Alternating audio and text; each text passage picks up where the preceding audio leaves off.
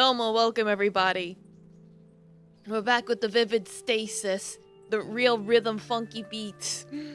So yes, Domo Jova, Domo Raylon, and isn't Masenica still streaming? So I can't give you a bumbo with a side of Masenica if she's still streaming. So you're just gonna have to have your bun. Yeah, rhythm game. You know, with some ARG on the side. So yeah, basically, the story is that a girl's sister goes missing, but there seems to be all kinds of wacky conspiracy things going on, and we're teamed up with our childhood best friend and her sister cop to find out what's going on. But when we tried to look into a shrine, reality kind of fell apart for a second there. It's like, you haven't seen me play this game? Well, yeah, you'll see how good my skills are. No, Cody, welcome. F word. But which one? The funky beats? Wait, no, wrong place. Like, before I go back into the story, because I got smacked in the face, let me just do a warm-up song. Something to just get me in the groove. Is Taffy okay? Yeah, he's right here. He was sitting on my lap while I was setting up like he always does. Yeah, them funky little beats.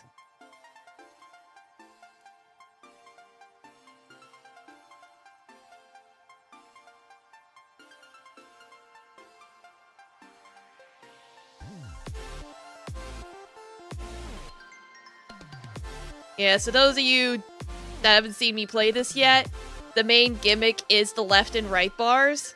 You don't hit those simultaneously. You can hit either note on that side of the bar.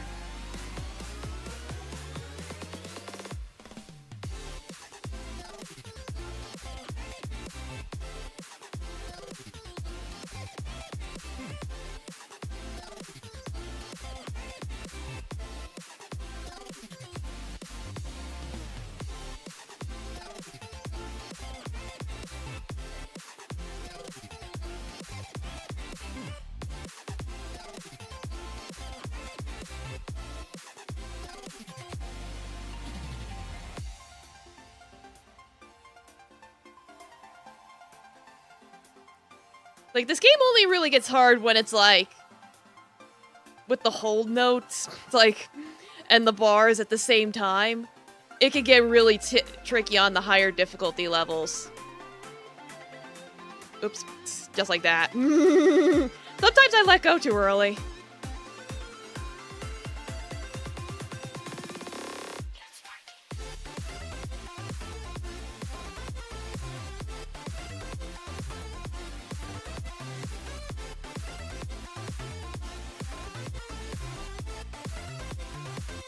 This game is also free. And I don't think it's in early access anymore.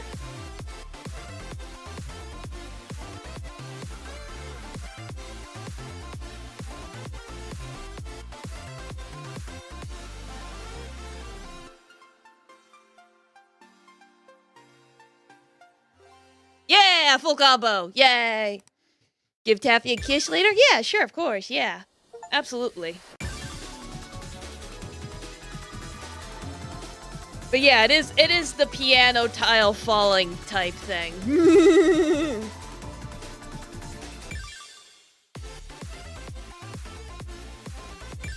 Alright, now we'll go back to the story. Cause I finished the adjusting myself here. I did finish the riddle, the puzzle, but then I got smacked in the face with the song and I was like, ah! Okay, I do have to put in the password again. I had a feeling. It was error detection... Error protection? And then I just hit enter. Delria, welcome! Yeah, the, piano is falling from the... Yeah, it's like, the piano tiles are falling! No!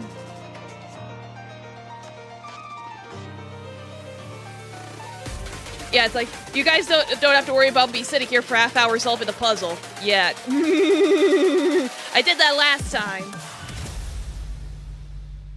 What tripped me up is that at one point in this song, the overlay, like, messes with you. It does that thing where it fights you.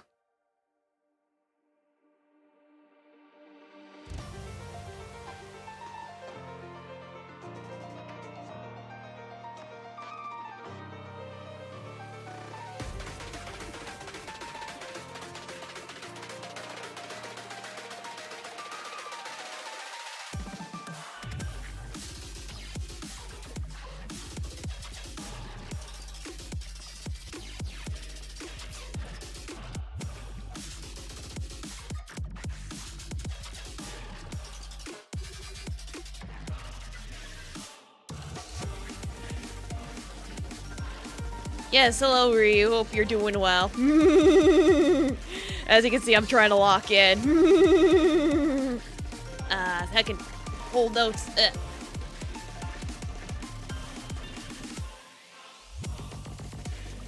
Now it's gonna do the thing again. Yeah, this part tripped me up last time.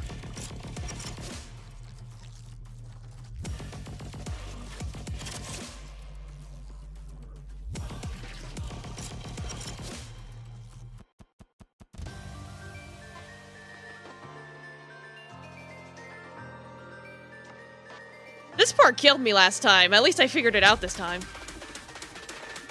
Why does it have to be so dark, though? It's like, turn the lights back on!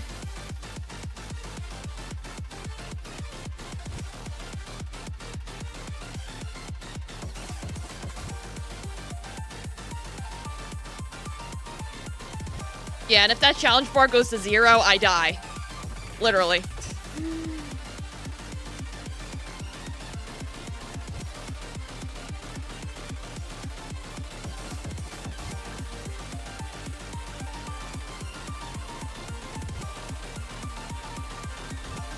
Stop fucking up the whole note!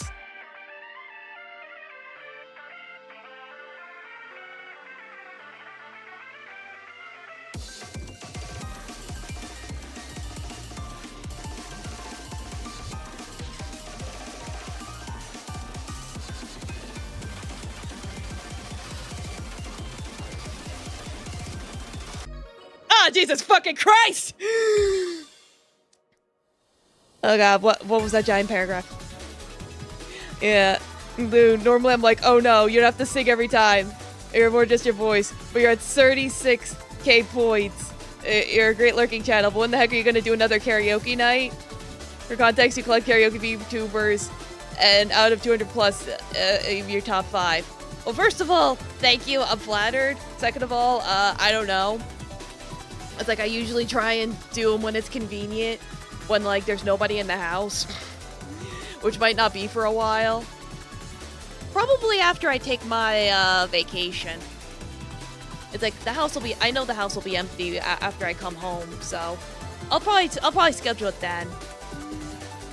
Bro thinks he's out to catch him. Yeah, gotta catch them all.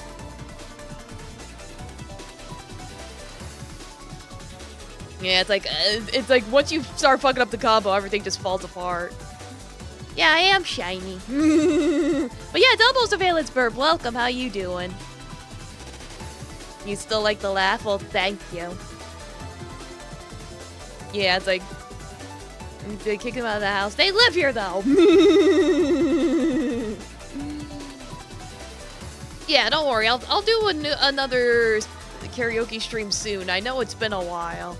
Just... It's like, when the stars align, it'll happen.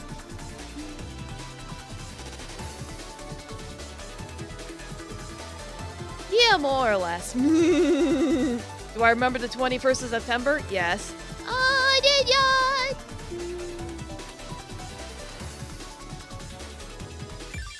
Alright, let me try again. I got really far, and then I died towards the end. Like, for a first try, that was really good. Yeah, Double Caddy, welcome, how you doing? I forget the last time I did a karaoke. I know the VOD's on YouTube. Yeah, there's the karaoke sample. Yeah, exactly. It was all going well until it wasn't.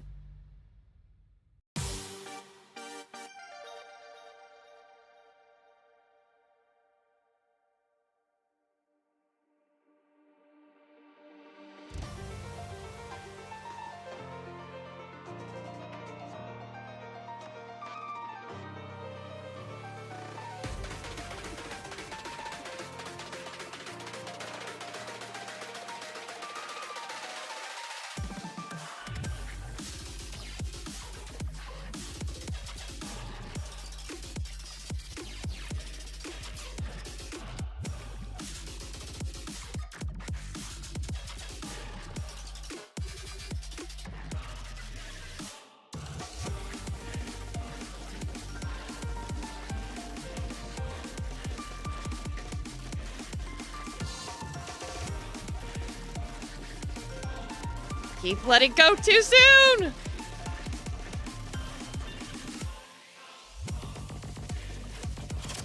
And then this part!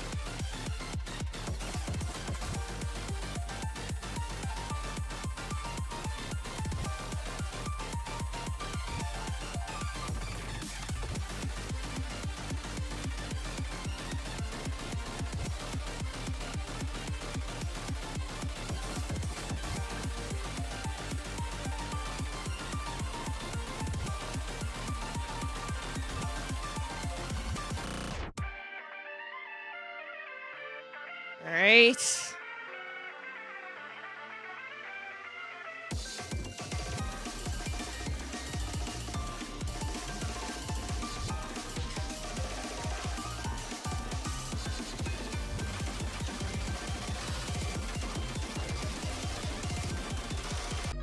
Ah, fuck! Oh, no, Bucky. Hi, how you doing?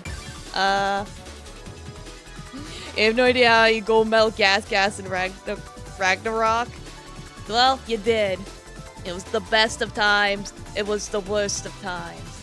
Was there a mid times? Well, wasn't that the medieval ages? What the quote is? Isn't that I think it's the opening quote of Tale of Two Cities or something. I don't know. I just remember being in a Hey Arnold episode.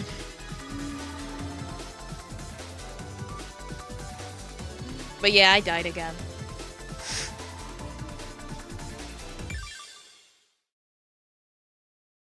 It's like, do you want to enable story assist? No, I want to keep trying. Like, at least give me like 2 more tries. Library brain. Yeah, like I said, I only know that because of it. There was literally an episode from Hey Arnold where they had to teach Oscar how to read. Skill issue. I thought you were exaggerating about your... Like, no, it's fine. Everything's fine. Don't worry about it.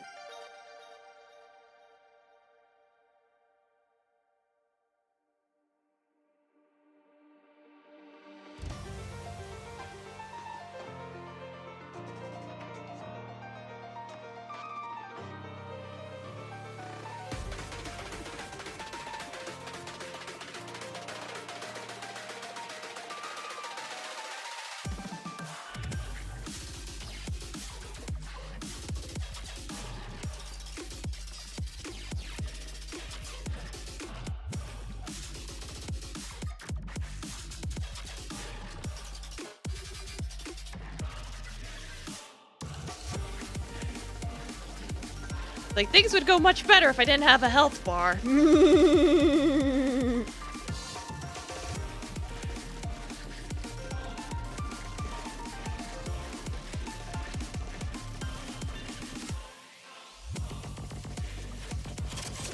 And it was also wasn't doing this shit.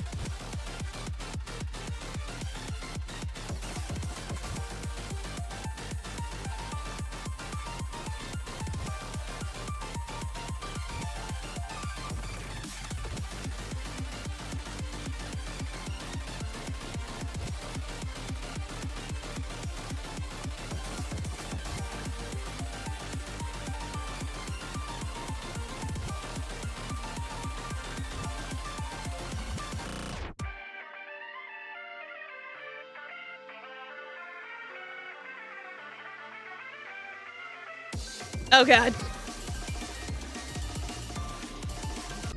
No! I always die around this part.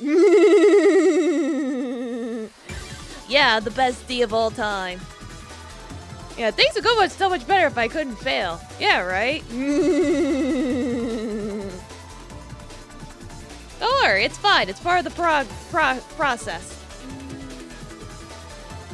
Yeah, best Fox currently streaming the game while holding a cat. Yeah, I have been holding him for a minute, haven't I? I'm playing this on mobile? No, I'm playing on PC. It does actually get hard. Yeah, no, there are different levels. I am playing on the thing. Alright, fine. I'll disable the health bar. Just for the sake of being able to move on.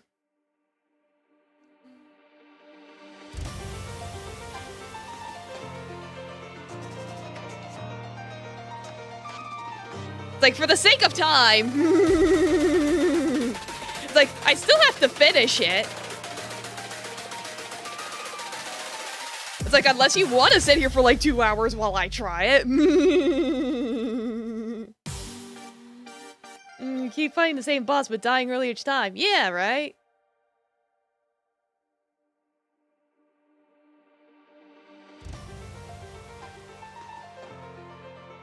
And then watch, now that I disabled it, I'm actually gonna do better.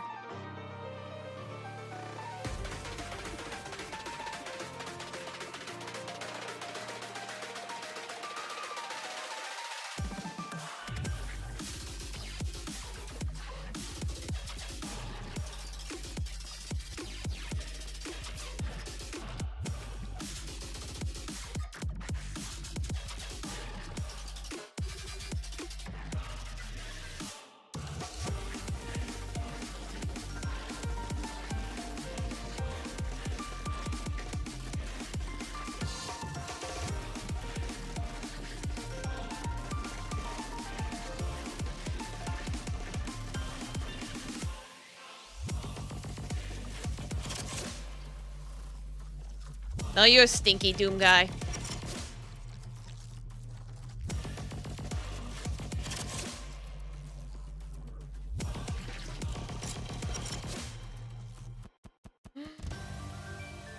Yeah, it's like, I got like...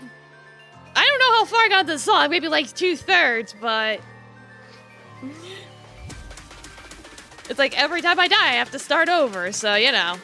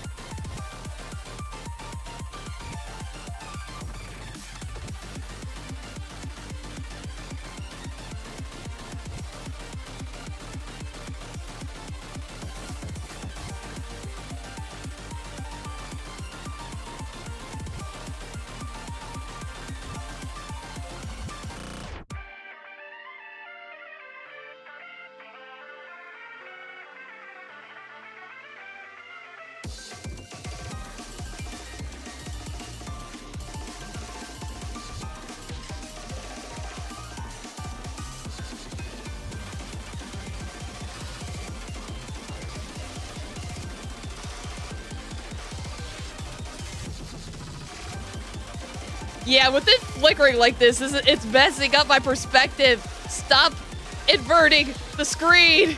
I can't see.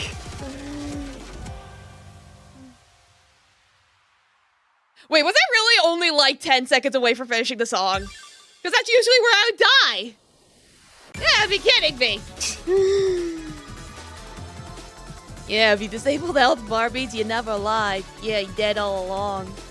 You get harder because you get more stressed. No health bar means you can relax, focus on playing. Exactly. See, I got an A rank. Basically 6-button DJ Max. Well, 4 buttons. I use ASKL to spread out the keyboard. Yeah, I'm using my eyes. I'm seeing. There's no stakes. Does it even matter? You're gonna try Unbeatable? I don't know. Maybe. Is it on Steam? Anyway, plot! He's asleep. You want me to wake up the baby? He's sleeping.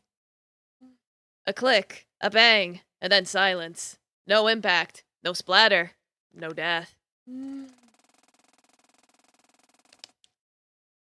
I opened my eyes, and there she was. Chiyo Sakamura, standing in the same position she was when I closed my eyes. It only took a moment to realize what had happened. They missed? Domoyastin, welcome. Yeah, the red and blue bars are basically the sides, and you could hit either bar that's on that side. You don't have to hit it simultaneously. But it's like if you're holding a note, but you gotta hit a note on that side at the same time. That's the tricky part. For the first time since they appeared in the room, I could tell that the figure that shot at Chia was caught off guard. They stepped backwards in shock, and in the process, their gun... something got cut off. You never fail to terribly butcher Japanese names. American. Yeah, it finally came out after all these years. I had so much playing the demo concept. Okay, cool. I'll look into it. If I remember. Isn't the sidetrack a separate button in DJ Max? Not in this one. Wow, I haven't played too much DJ Max. Aside from the arcades.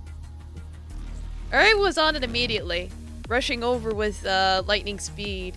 She slid on the ground and grabbed the gun before the person could pick it up again or even realize what happened.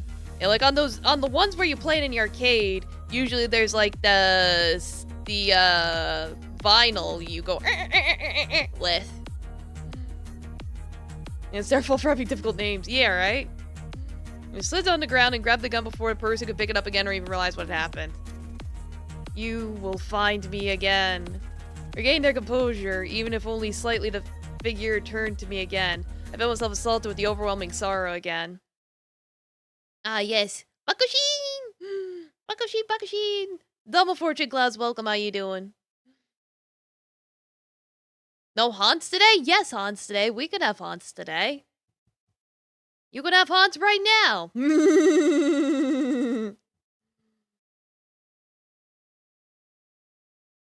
You're good? I'm good as well. Then darkness. Yay! The lights flickered out. Ah, what the hell happened? A powder outage? No, that can't be. The lights across the way are on. Hold on! She ran over to the wall near the entrance to the hotel room and pressed down on the light switch. The lights turned back on again. Controllers must be sticks in the on Respect Beef. They're different from the regular buttons? I don't know, maybe. This game uses keyboard. Yeah, it's got a cute chibi style. The light switch somehow get tripped? Never mind that. Chia, look! All four of us turned to face the balcony, only to be baffled by what we saw. Or rather, what we didn't see. That person is gone? Or he stumbled forward as if in a daze. I was in too much shock to say much myself. Everything fell still for what seemed like eons. Nobody knew what to say. In one night, everything had changed more than any of us could have ever believed. You didn't expect chibi characters given a gunshot before? Nah, it's like, basically the context of that song I was playing is that if I fail, they get shot in the face and die. I was literally playing for my life! And the silence continued, for minutes on end, and then hours. Chio, Allison, and Eri drove me to the hospital shortly after. Nobody knew what to say. What were we even supposed to say? My mind shut off. It had been used too much. Too much had happened, and so time passed. A day in the hospital, and then a week. No contact with anyone else. You die in the game, you die in real life. You shoot ya. It's like, are you winning? Yeah, it's Thursday. Or Friday, depending on your time zone. Oh, thank you for the follow. Domo, welcome. He is on the floor, sleeping. I will give him kisses when he wakes up. You want to wake the baby? The doctor told me I had to stay in Kagoshima for a while so that the hospital can continue to monitor my wound even after I was dismissed from the hospital. Arielson and I ended up finding a place we could rent out for a few months. And eventually, Kotomi came over to join us. Unfortunately, Chio had to return home to Tokyo for her work, but we stayed in contact. Throughout the entire time, I never heard from Suki. Slowly my spirit returned and life almost became normal again. But all of us knew what loomed in the horizon. Nothing would change what lay in store for us.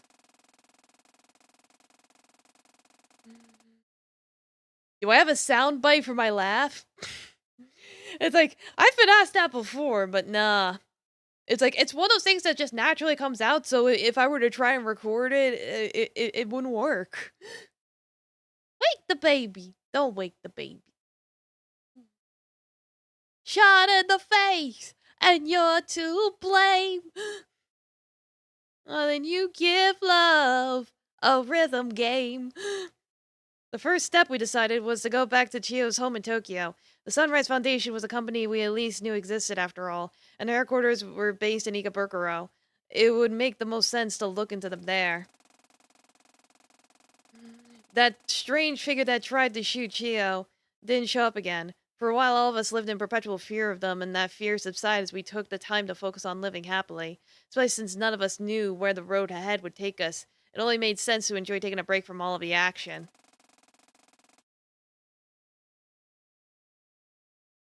Yeah, all the streams are recorded, so that's true. Because that's what some people do, is they just clip something from their stream and make that a redeem. Oh, cape does work. It's off. Like, well, let me see. On, off, on, off. Yeah, it's like, it's a black cape over a black vest, so a lot of people don't notice. I ended up getting fired from her detective position. She didn't seem too bothered by it, though. I've been waiting for ages now, but it's not really easy. In a way, you grow up idolizing the police detective who solved the murder mysteries, and you become one and realize you're stuck by a desk 90% of the time. It sucks. She ended up getting a part-time position at a grocery store in Minamio Sumi to keep us afloat while we waited for my wound to heal enough that we'd be able to go to Tokyo. When Kotomi joined us, she also took up work at the same store. I've heard from both of them on separate occasions that working with a sister at the same job is a miserable experience. I'd believe it too. I'll hydrate. And yes, thank you again for the follow. Domo, welcome. I forget if I said thank you. I can't remember anything. I drink the water. Time passed, days and then a week. And then about 2 weeks after I had been discharged and put under watch for my injury, I heard a knocking on my bedroom door in the middle of the night. I did? Okay, cool. Well, Domo, welcome, wizard. How you doing? I was startled awake by a knocking sound. Eh? You gonna go... It's like, yeah, if you gotta go shower, go shower. I waited a few seconds and it sounded again. It was coming from the door, obviously. Oh, who is it? It's like 2 in the morning. The door opened and a familiar figure appeared in it. Allie, what's up? I know I'm up late sometimes, but you're never up past 12 in the morning. What's the occasion? Allison jumped into my bed. I jumped, startled. Hey, geez, what the hell's gotten into you? My sense trailed off as I realized what the weird noises I was hearing were. Allison was sobbing into my blankie. Hey, what's going on? Are you okay? Sometimes it's fun to imagine a cat at a typewriter. Yes.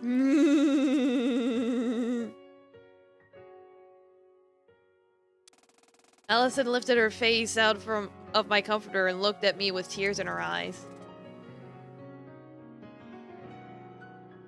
The what kind of walls? The wallpaper? Like, are you okay? No. Yeah, sorry, I'm just having a bit of a moment, I guess. Hey, come over here and lie down. Talk to me. Allison was hesitant, but crawled over and lay her face down on the pillow next to mine. So what's going on? I'm just having one of those moments where I'm incredibly scared. I know it's been weeks now, but everything feels so... God, I guess it just feels like it's been hitting me incredibly late. Oh, yeah, I feel you. I'm sort of in the opposite boat, but I understand what you mean. Yeah, the room in the previous picture. They might show it again. Or maybe not. I already forgot. Opposite boat? How? Well, during the first week of being hospitalized, I had this constant feeling of doubting myself. Everything hurt so much, and I was crying so much of the time that I had this belief of like, why am I choosing to put myself down a path that results in this, you know? But I don't regret it. I chose already, and my decision hasn't changed. I want to see this through. I need to see this through. With you, with Eri, and Kotomi, and Chio. I'm getting Madoka Magica vibes. Fair. Being Maguka is suffering. Like, Madoka, you have to play this rhythms game. Sign this contract to play. Yeah, Maguka. Felt a tight grip on my left arm and looked over to see Allison clinging onto it, tears streaming down her face. You love Maguka.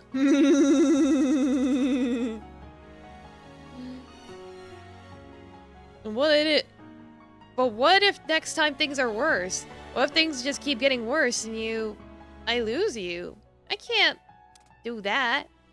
Allie. Like, don't worry, I'll just replay the level. Ever since the night Allison kissed me. Oh yeah, they're lesbians, by the way. I'd been feeling a lot of things. I'd barely had time to sort out my feelings on the matter. I'd become Maguka? No. Now that I was spending a lot of time resting, I had more time than ever to introspect. And I finally think I knew. Yeah, we got the Sesby and Lex. You're never going to lose me. I won't allow it. But what if something happens that's beyond your control? It won't. That won't happen. I promise. I like my yaois and my yuris. What about it? Do I have to check this game out? Yeah! Like I said, it's free. You pay nothing. Except maybe emotional damage? Yeah, they're like, I'm a lesbian with you! But how can you promise? It would be out of your control. You couldn't. I thought very carefully about the words I was about to say, and every thought told me to be true to myself. Not going to hurt the most important person in the world to me. Oh. Also looked up at me surprised. Like, yeah, so we have a Discord. Keep in mind, we do like the shitpost on there. But we do have it. Do you remember that night before the day at the Okawachi Shrine? When you kissed me? Yeah, I'm really sorry about that. I wasn't thinking, and I hope you're not mad at me. It won't happen again, I prom. You like the shit and the post. Don't we all? Allison's sentence was cut off. I put my hand around her head and hugged her tighter than I'd ever hugged anyone before. Squeezes hard, she pops. It meant a lot to me, I think. It took me a while to figure out these feelings, because I never felt anything like this before, but I think these feelings are... Yeah. Allison, I think that I'm in lesbians with you. Allison fell silent, and then she erupted. Oh my god! Like actually? Like actually love, like romantic love, right? Like, yeah, like that. Would you ever try DDR out? I've played DDR, yeah. It's alright. Holy shit. Wow, yeah, oh, like... I also calmed down and took a second to breathe. So then, are we... I don't know, truth be told, I don't think I'm ready for a relationship for that nature. Of that nature. I can't read. Now that when we have so much on the horizon. After all this is over, though, I think I would want to be your girlfriend. If you would. Be okay with that. Yes, I would! Yeah, it's like, kiss her, you fool! I'm glad we're all in agreement. Just kiss already!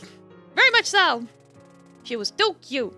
I was going to die from this before I could even get back to finding Suki. So if it's okay, I'd like to remain close friends. Temporarily. Until all of this is over. Until I can face the person I love with the attention they deserve. Okay? Yeah, I like the sound of that. Gives us something to work towards, you know? Oh, you're saying that finding my family isn't something to work towards? No, not like that. Sorry.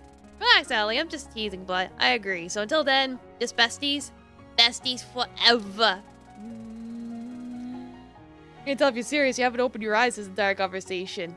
Yeah, Brock. We both laughed. Everything felt right. If I could feel this happy again someday, I think all of this would be worth it. My resolve finally formed there and then. I decided once more my fate. For futures like this, I'll put an end to this curse looming over all of us. Everyone that means everything to me, in every way. I also left the room eventually, and I went back to sleep. Hours passed, and then days, and then weeks, and then months. And miles away from where we were in a forest torn between two memories, something moved, ever so slightly, brushed by the wind. These donuts are great! Jelly-filled donuts are my favorite! Nothing beats a jelly-filled donut. And the horse began to rock once more. Not the horse! Another cycle past you, then. What a shocker. I leaned back. Endless strife had led to this moment. Finally, we could refer onwards. I felt the sensation of life behind me. Funny, given that the only person who knew how to access this parallel space would be... you, the World Keeper. I turned around, and there she stood. The figure whose purpose was antithetical to mine. The Keeper of Cycles. You can take off that suit and mask. You should know better than anyone that it's not worth your time to hide yourself from me. We're equals, after all. You can only pet Taffy. I don't like to be touched. Fair enough. The woman unmasked herself and her hair stretched downward. You know, it's not a great idea to keep your hair all tucked in like that all the time. Hope you're taking good care of it. That's none of your business. Onesan? I leaned back in my chair. Sheesh, why so serious? Loosen up a little. You know why I'm here. To attack me? Surely that can't be it. You already know neither of us can harm the other in this space. Not as long as we're on the same level. It's like I'm 4 parallel universes ahead of you. I'm not here to fight. I'm here to warn you. Warn me, huh? And what would you be here to warn me of, pray tell? I know you think your little protagonist has some immunity because she's Saturday. But I'm here to tell you that if hurting her is what it takes to keep the world in place, I will not hesitate. Damn, our sister throwing us under the bus. I see you're a fan of Terminal Montage as well. Was it that obvious? Fire!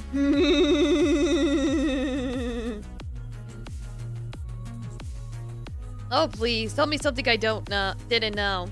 You make me sick, you know that? Claiming that you're doing all of this for her, it feels like you don't really know her at all. Yeah, the baby. Kerbo. That's enough! Suki slammed her hand down on my nightstand. Just what do you know? You never knew her. You never knew what she had to go through to get to this point. I leaned forward. My sarcastic attitude was gone. In the light streaming in from the window, Suki could see me clearly. The fact that you say that is the reason I'm doing all of this. Let me get one thing clear. I hate you. I hate what you've done to the legacy of my friend. Huh. I have nothing to say to that. Figures, asshole. Let them fight. Yeah, it's like, congratulations, you're a tiny boy, and I will hydrate. Glug glug. Regardless, I'll be on my way. And know this, if for whatever reason we meet face to face outside of this space, I will kill you. I'll put an end to this debacle before you hurt Saturday any more than you already have. Feelings mutual, buddy. And then she was gone, just as soon as she was there. I must persist. I have to. Deep down I knew that everything that happened over that summer week was merely a precursor to what was about to happen that winter. God damn it. I'm in too far now to be doubting the decisions I've made. And so, I sat back. I sat back and waited until the day comes that I will confront the results of everything I've done. I will persist. Alright, that's chapter 2! Done! Finito. Complete. End. I think there's like 5 chapters.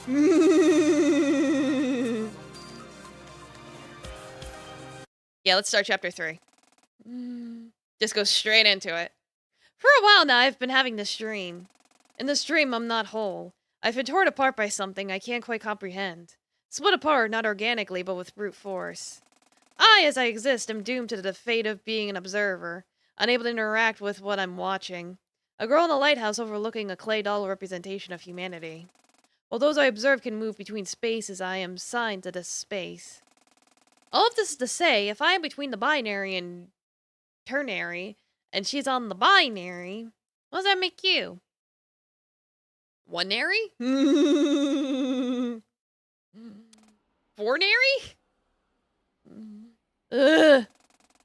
I looked up from my phone as Allison walked into the room. Slumped over. She walked over and face planted into the bed I was sitting on. I looked at her inquisitively. Yeah, balls deep. You need some context. Oh, I think I mentioned it, but yeah, fartinary. But yeah, basically, we got a missing sister we're trying to look for, but weird things be happening. I looked up from my phone as Allison walked into the room, slumped over. She walked over and face planted into the bed I was sitting on. I looked at her. Wait, I've just fucking read that. What's got you all tuckered out? Quaternary, yeah. I leaned over and poked her hair. Sit up, Allie. I can't make out a word you're saying. Allison sat up. Packing. The same thing we've been doing all day. Well, speak for yourself. I finished up pretty early, actually. Yeah, because you don't have anything to pack. All your stuff is still back at home on the island. Yeah, she got the goggles. Hey, don't fault me for being lightweight to travel. I don't need much to get by. You're the one that had, like, everything shipped from Tanegashima. I almost bit my sister once, so I think I understand this game. Well, there you go. Alright, rest well, Erlon. Thanks for stopping by. Elsa glared at me with an unserious, tired expression. And I've realized now how bad of an idea that was, because now I have to get it all shipped back. Such is the struggle with a temporary home. Sure is. How about you? You already packed everything up? Yeah, I did this afternoon. Didn't really take too long, like I said. Maybe we should loosen up a little. I'm admittedly a little envious of your single carry-on suitcase. Oh, well, it certainly makes traveling easier. But I'd be lying if I said I didn't miss my home back on Tanegashima. So take that as you will. Yeah, posture. Good. Fair enough. Just then, a rather tall silhouette appeared in the doorway. Hey, Kotomi, what's up? Kotomi walked into the room. Nothing much, just making sure you're both ready to be up early tomorrow for the taxi to the airport. Everything all ready? Yep. I know you're ready, Sat. I was mainly talking to Allison. Yeah, I just finished up. All the stuff that's getting shipped back is in the boxes by the front door. My suitcase are in my room. Cool. Aaron and I also just finished packing. Don't stay up too late. Gotta be up at 8 a.m. sharp tomorrow. Got it. Kotomi left the room and closed the door behind her, leaving us and I in the light of the dim desktop lamp on the dresser. I also looked over at my phone in my hand. What are you doing? Turned on the phone to reveal the game I've been playing. Putting in some of the grind and noise sunlight. Trying to clear that Chapter 5 update that just came out. Like, I've played noise. Or, well, they call it noise, but I'm pretty sure they're referencing voice. Alice, it gives me a lighthearted chuckle. Oh, I should have known. I felt the light impact against my side and looked over to see Allison resting her head on my shoulder. I gave her a teasing smile. You want to rest your head on my lap? Ooh. Allison moved away from me, flustered. I was just like, want to rest your head on my lap? Rest, girl. Allison buried her face in her knees. Yeah. I put my legs down off the bed and let Allison lay down on my lap.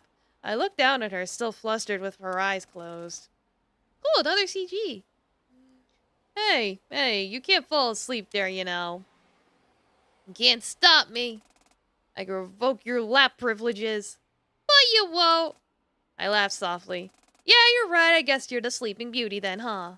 Allison opened her eyes. If that makes you my point, I'd say I got pretty lucky. Why is this girl the literal cutest human being alive?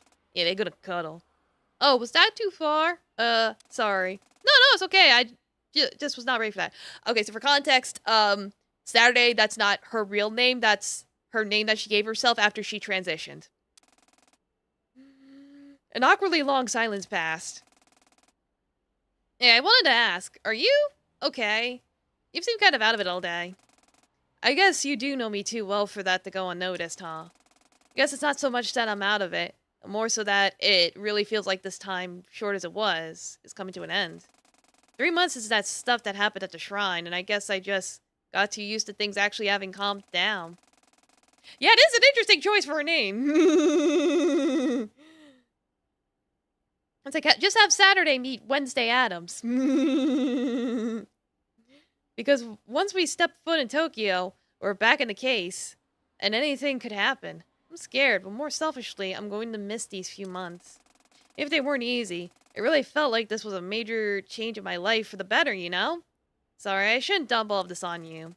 Oh, Allie, it's okay. I understand completely. To be honest, I'm kind of in the same boat. My life already took such a monumental turn earlier in the year, and it really feels like we're about to take another one, doesn't it? But I think you and I both know this is something that we gotta do.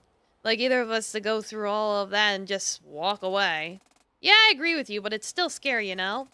Yeah, of course, but we're not facing this alone anymore. Neither of us are. Ah, you're right as always. It's always going to be scary, but we'll press on anyway, right? Always. That's just how we roll. Yeah. Went silent for a while before I inevitably had to get Allison off my lap so I could move into bed. Yeah, I'm not doing this because I want to be a hero. Looking back, it feels so foolish that I was worried about it. Yeah, it's like, now, Kish. It's so long since all of this began, and it doesn't even feel like this is connected to Suki anymore. But I still need to see this through anyway. Yeah, she's off doing something with somebody. And if there's something awful waiting for me at the end of this, I'll face it head first, together with those I love. It was about a 2-hour drive from Minami-Osumi to the Kagoshima airport. Luckily, the weather wasn't particularly bad, so most of the drive was scenic. Eri and Kotomi had taken a different cab, which left just Allison in the one I was in. About halfway through the drive, I got a text from Eri. So, I got everyone their own burner phone for while we're in Tokyo. Why? We're driving head first back into the situation that injured Saturday, and we know now that there's at very least some kind of organization with actual power involved in all of this. I want at the very least for us to have some kind of protective measure here. I agree with Eri. Whatever group is involved with all this, without a doubt, knows that we've been poking around. The more we can do to keep ourselves untraceable, the better. Wait, but wouldn't they be able to track this conversation if that's the case? Hey, y'all licking each other in chat there. Oh, those Spike Bebop, I see you on the YouTubes. How you doing? Play rhythm games today, but it's also got a story. Missing sisters and all that.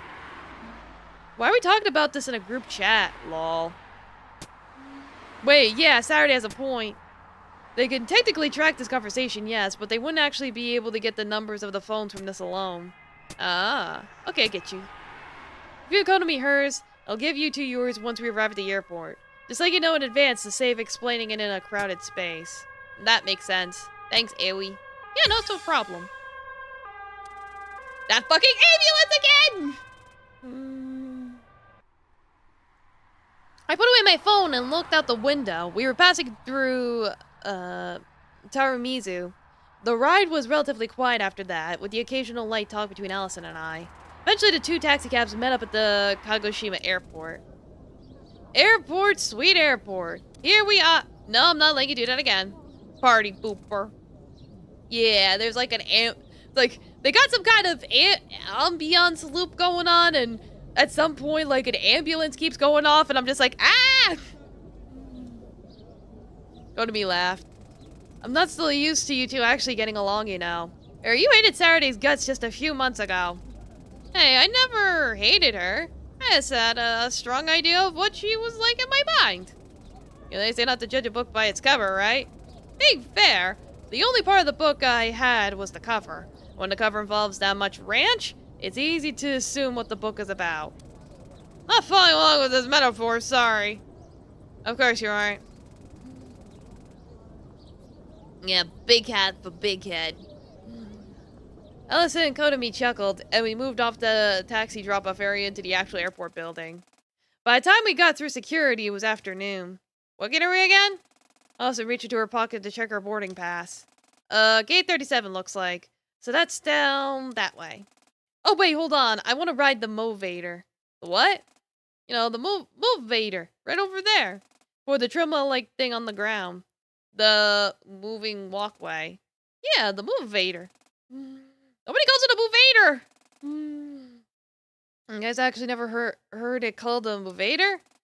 I have never heard it called a Movator. It's like a Movator. Like an escalator. But it moves you. Movator. An escalator also moves you! I think in Canada, people also call it a Movator. Well, this isn't Canada, is it? That doesn't make it any less of a Movator? Hope you realize that in the time you've been arguing, you would have reached the end of the Movator. I'm going on the Movator! Then go! Nobody's stopping you! Okay! I walked over to the Movator and slid across it. Ari, Cody, and Allison stood still the entire time and stared at me. It was a miserable experience. After we reached the gate, Ari handed us... Why am I yawning? Stop it. Ari handed us each our burner phones. They were really old, the kind of phones that had an actual number pad on it. What are these from? 2008? Well, you know what they say, the best way to go unseen is to go retro. Nobody says that. I said it. Hey, that's my bit. Anyway, each one has the numbers of the other three in the contacts already. I've used our initials as well, just for an extra measure. This is going a bit overboard. Like, yeah, it's good to be cautious, but this feels like bordering on paranoia. I don't mean to be blunt, Saturday, but do you want to injure your other leg? You know by now the danger of what we're dealing with. Yeah, but... yeah, you're right. Sorry. I seemed a little taken back, as if she wasn't expecting me to actually change my position. Yeah, anyway, I'm gonna go grab some snacks for the flight. I'll make up with me. What? Do I have to? Yes, Allison. Saturday. You two want anything? Any bag of chips should be fine. What about you, Sat? You can find me one. How about a Flaming Hot Mountain View? I've kind of been hooked on those. That shit's bad for you. Is it? What is it in this economy? I'll look anyway. We'll be back shortly. Ari walked off. What, Daffy? Did you wake up from your nap? Did you wake up? You wake up and choose violence? I think he's choosing violence. Let me see. Yes, Taffy, he's screaming at me. You're just gonna flop? I don't know why you're screaming at me. Ari walked off with Kotomi slouching behind, clearly not amused. I guess you take a seat? It didn't look like it was going to be a very packed flight. There were plenty of open seats for us to sit in while we waited to board.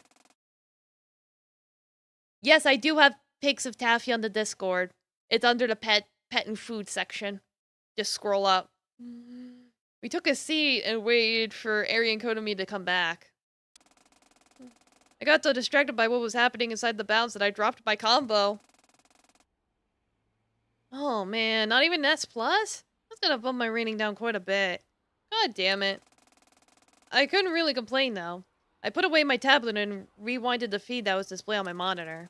Burner phones, huh? I could probably make that work. I spun my chair a bit to the left to focus on one of the other monitors. As much as I hate to admit it, I was actually starting to get used to this little space I set up. It's a little more ironic when you think about it. I'm the one pushing Saturday towards the truth, but I've found peace in this little hideout that exists outside of the narrative. Aha! Got the number of Saturday's phone. Now that I had this, I had to figure out a way to actually put it into use without triggering error detection. Ideally without the World Keeper catching on. I didn't know where she was or what she was doing at the moment, but as long as she wasn't here, I should be good. It'll be fine. We're on equal playing ground. She can't spy on me and I can't spy on her. I pulled my whiteboard around towards my desk and got to work. For a while now, I've been stuck in the stream, watching, waiting. Eventually I got sick of it. That's why I became aware of your existence. At first I thought you were an anomaly. A being that had somehow entered this world from above. After a while, I realized I was incorrect. You're not an anomaly, or even a being. You are a world. You're my world, bro. Bro. You were the catalyst for my determination, and finally, we were ever so close to the breaking point because of you. Before we continue, I wish to thank you for that, and to apologize. Everything I've engineered was for this moment, and I required keeping you in the dark. As we approach the end of this accumulation of cycles, I would like to finally show you everything that has led to this point, the extent of our struggle, the truth about the vivid stasis operation. Oh, the title! Oh my god! Go unlock all the things. Yeah, let's go! Give me the music!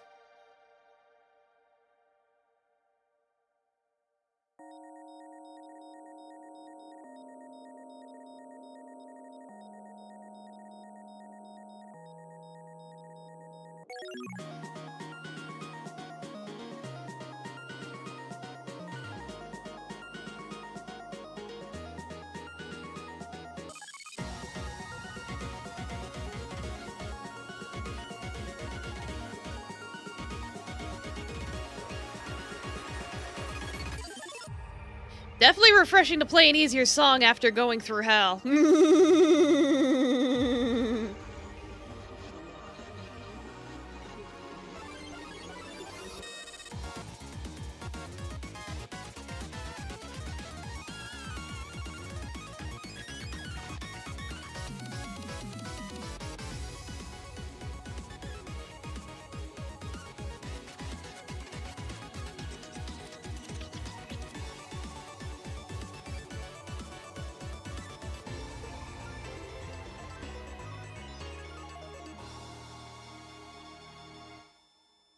Oh, Double Mitch, welcome. How you doing? Yeah, things are going good. How you doing? Welcome. Playing rhythm game today.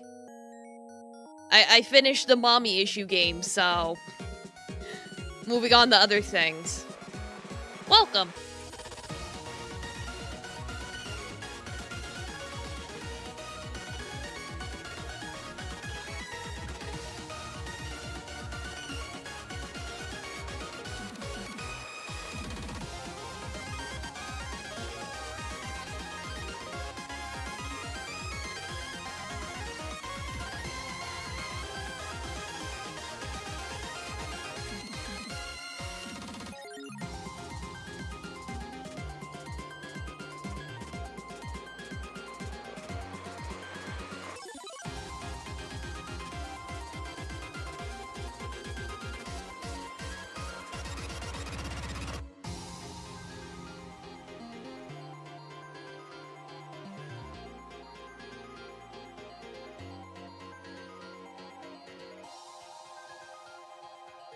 You enjoying some tea? Nice. What kind of tea?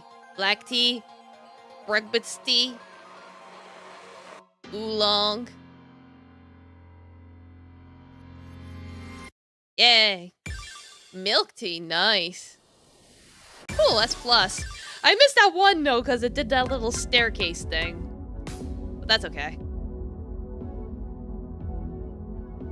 Eh, whatever.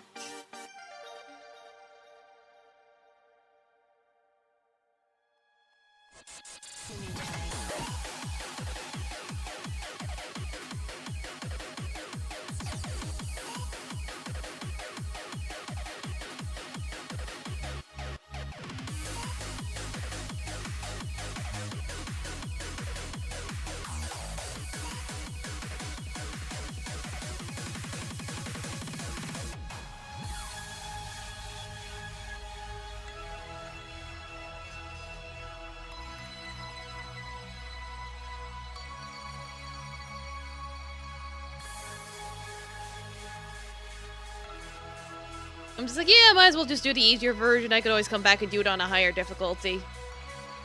Yeah, go get your foods. Go eat.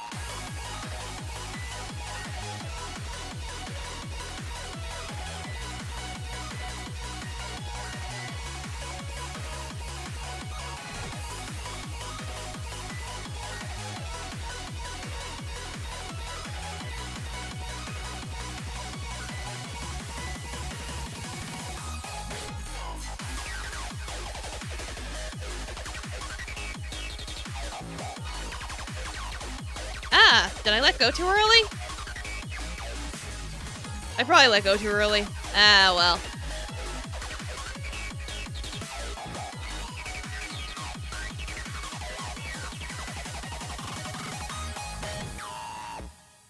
I still did fine.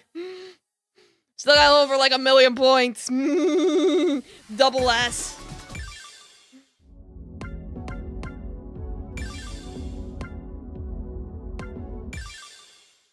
Alright, next up. By the time our plane landed, it was well into the evening, and being winter, that means it was dark the moment we step off the plane. Ah, Jesus. Cold. You literally just sat in a heated tube for a few hours. I'm not surprised you're cold. You need my jacket? I mean, if you're offering them. Yeah, figured here. I also walked over to me and handed me her jacket. Wrapped it around myself. I would never find myself admitting to her, but I wasn't really that cold. I just liked wearing Allison's jacket. Aww. I started to walk forward towards the exit to the luggage claim, but Allison stopped me. Are you forgetting about the other half of our group? Come on, let's wait for them. Oh, sure, you're totally right. It totally slipped my mind. Oh, no, I think the last few months of doing absolutely nothing have made you even denser, actually.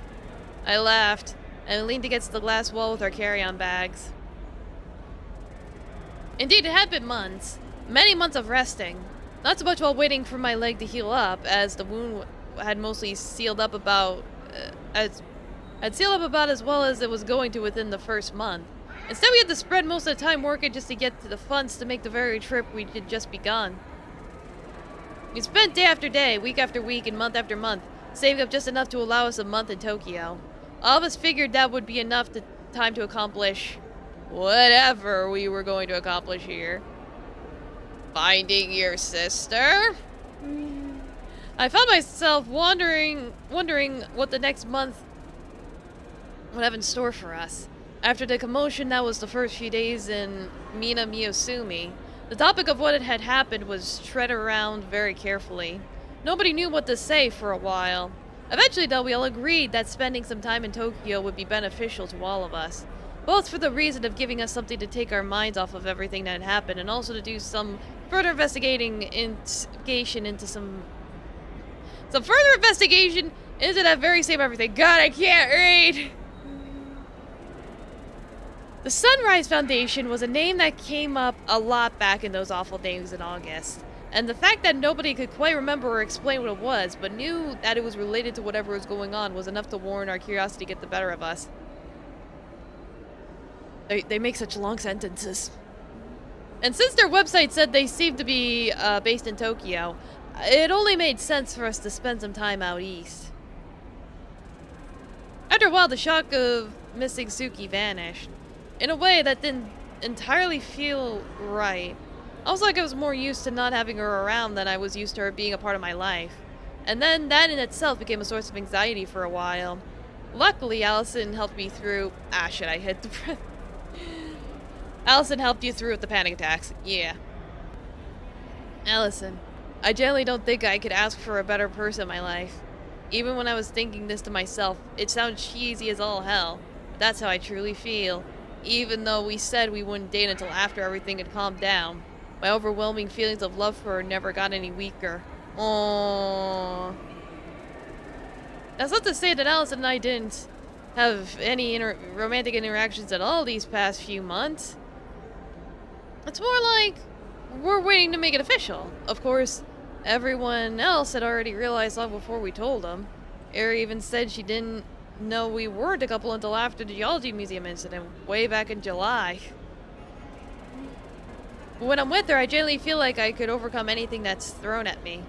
Even more than that, I just know I can. In a way, it feels like it's already happened time and time again, and yet... Wakey, wakey, eggs and bakey Saturday. Ah! Bleh! Jet lagging to you, bestie? It wasn't even that long of a flight. It's good to see the ever-opposite sisters. I guess they had caught up to us while I was deep in thought. Hey, shut up! I had an energy drink at the start of the flight. Aren't those supposed to keep you awake? Well, yeah, but I had a weird brain. I have a weird brain. Caffeine is just a knockout drug for me. Girl, do you have undiagnosed ADHD? Sure, I could back this up. Oh god, she could back this up. Elsa looked over at me. It's like, actually having undiagnosed ADHD would explain a lot about Saturday. Like, a lot. So have you heard from Chio about her current whereabouts yet? She's supposed to be picking us up. Oh yeah, she said she'll be right outside the baggage claim but by like 8:30. We best get going then. Come on! Kotomi sprinted down the long passageway leading to the baggage claim. The remaining 3 of us looked at her defeatedly. It's still 8:20. Regardless, we ran after her. Better to be early than late, probably. Turns out Kotomi might have been right to run, as all of us severely underestimated the size of the airport.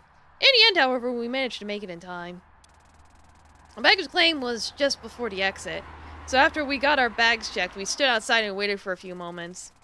Eventually, a taxi pulled up with a familiar-looking girl sitting inside. Yeah, it's very easy to have undiagnosed ADHD unless it's serious. Yeah, but yeah. And that's the thing, is that it's like one of those weird symptoms of having ADHD is caffeine calming you down instead of making you active. Like, doesn't automatically mean you have it, it's just a weird commonality I've heard about. It's like, check with your doctor. Hey, there she is! Chio! But yeah, it's like, people usually don't get diagnosed for things unless it's a problem. Or it's very serious. Like it's messing with their life somehow. Saturday, Allison, Eri, and your... Kotomi Nichibotsu, Eri's sister. Oh, you're Kotomi. Nice to finally meet you. I'm Chiyu Sakamura. Yeah, I know that. Yeah. Anyway. Chio, what's with the taxi? Don't feel like driving out here? Saturday, I don't have a driver's license. Or a car. A very strong public transport advocate. I thought I told you this. What? No, you totally didn't. She totally did. She did. It's so recent that you can see it in your messages without scrolling. And there's that ambulance again! You guys are no fun. Chio laughed. Anyway, my place is pretty close to here, but the bus doesn't run at a reasonable enough rate for me to be here at this time, so I took a taxi. Speaking of which, we should probably not keep them waiting.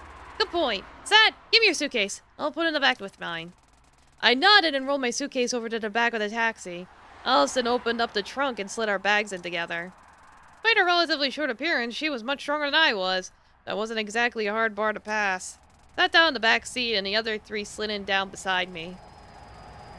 It was the tightest fit I'd ever been in my life, and being squished in next to the person I was madly in love with made the ride a whole lot more awkward than it probably should have been. Okay, it was only about a 35-minute drive from Tokyo International Airport to Chio's apartment in Ikebukuro, which, to be honest, is 35 minutes longer than I would have liked it to be, but it could have been a whole lot worse. Yeah, you could have gotten stuck in traffic. Then what?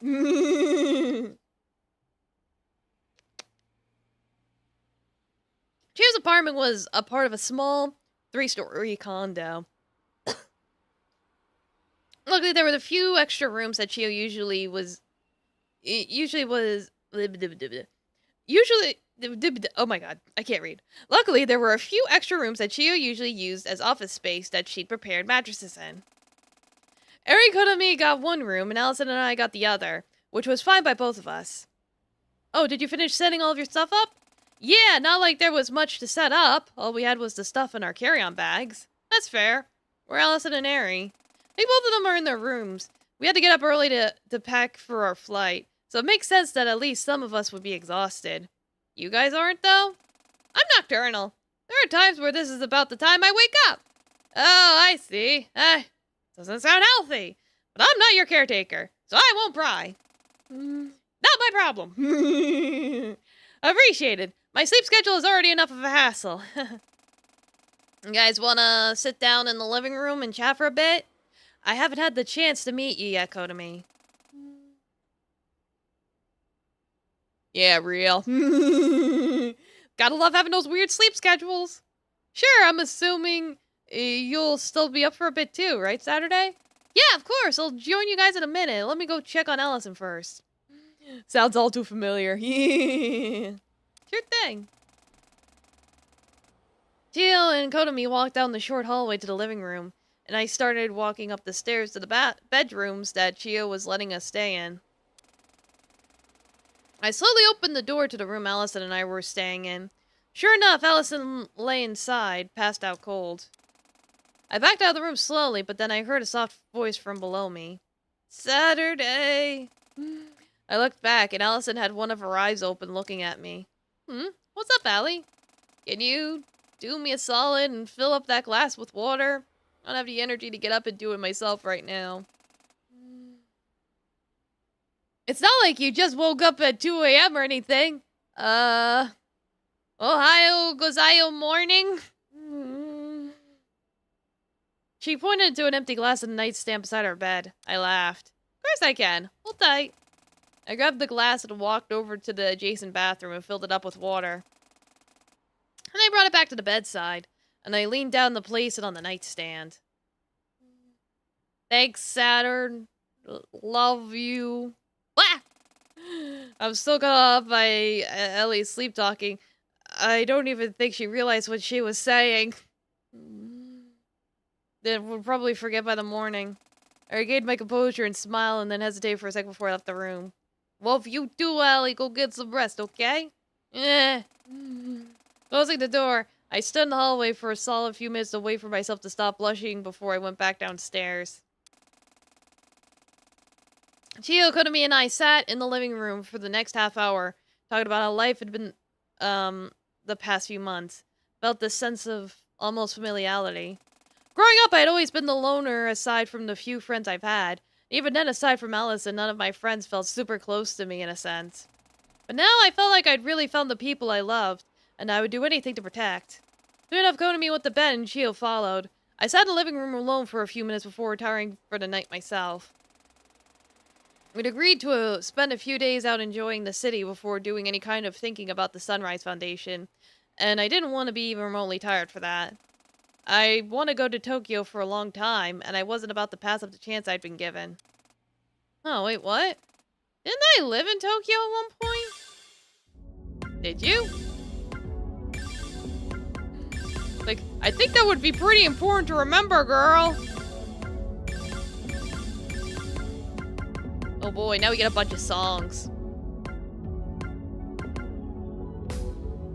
Let's go! Play that funky music.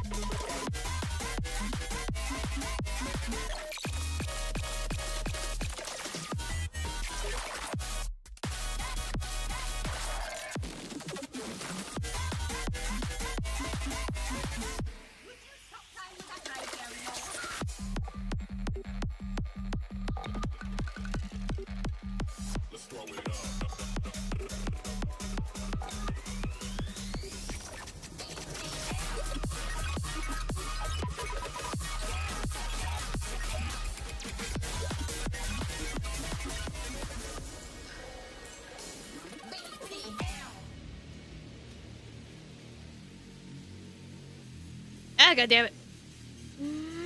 I totally hit that. It didn't count.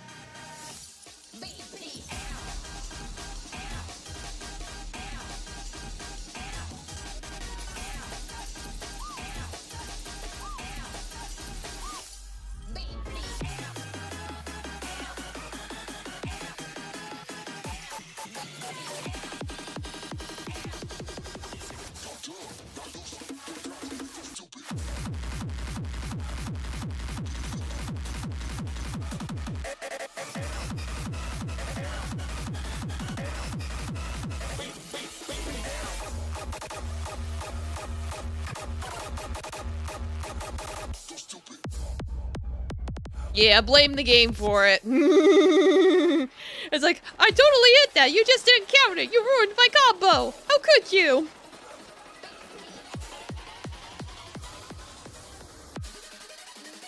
Oh, double cosmic. There you are.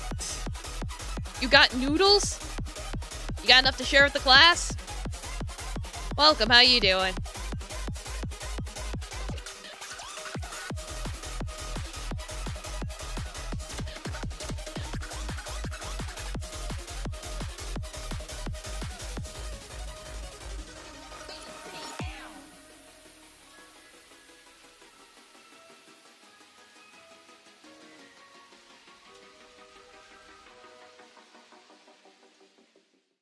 There we go.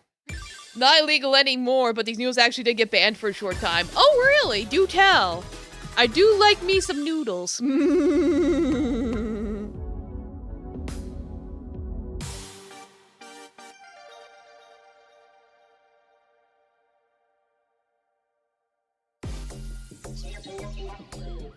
Oh, the Bullock stuff. Yeah, I've heard of the Bullock stuff. I heard it's pretty extreme.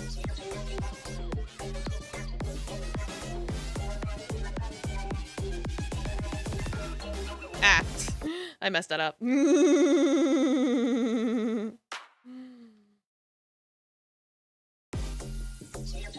Oh, they were banned because of toxicity. Okay, that's fair. Like, change the chemicals. So what, did they just change the recipe? Or did they just say, we're not gonna ban it anymore? Ah, I messed that up again. One more try. If not, I'll just move on.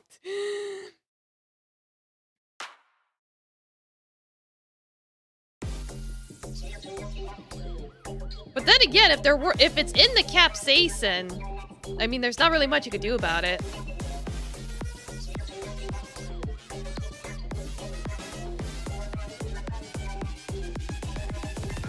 Okay, now I hit it.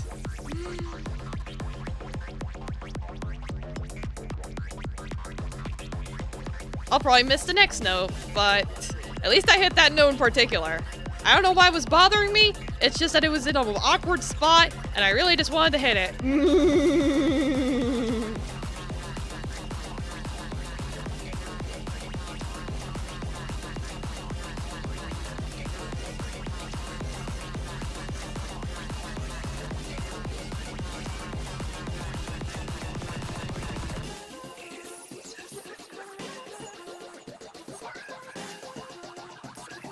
Oh, there was backlash. Okay.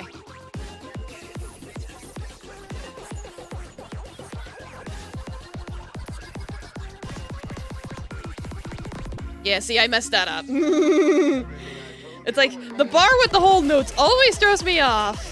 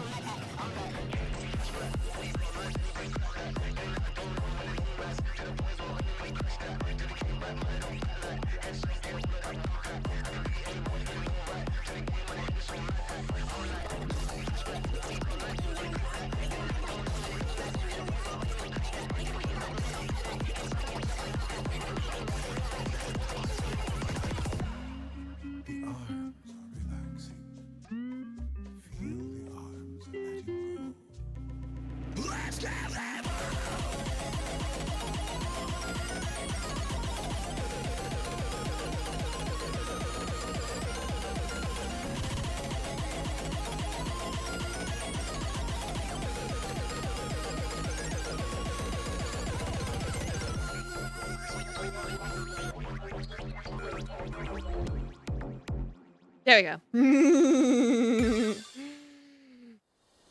Yeah, so basically they believed all the fake news, being like, oh no, it's so spicy, it'll kill you.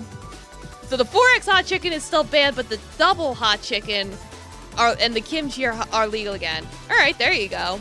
And you ordered some more stuff from usual Asian import store. Okay, cool. Yeah, enjoy your spicy noodles.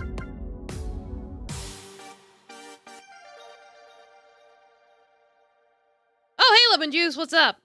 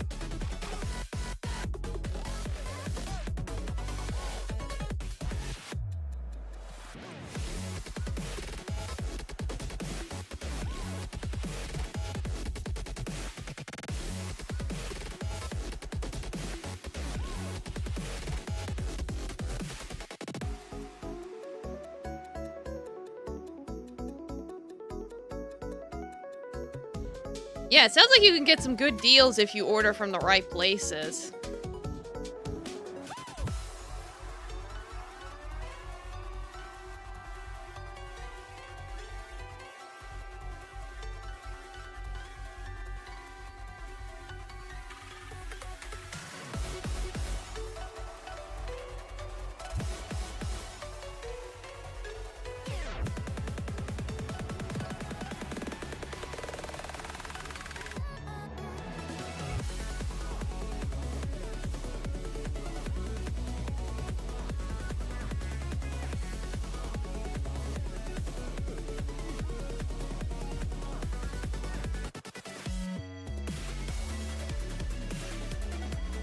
Ah, God damn it.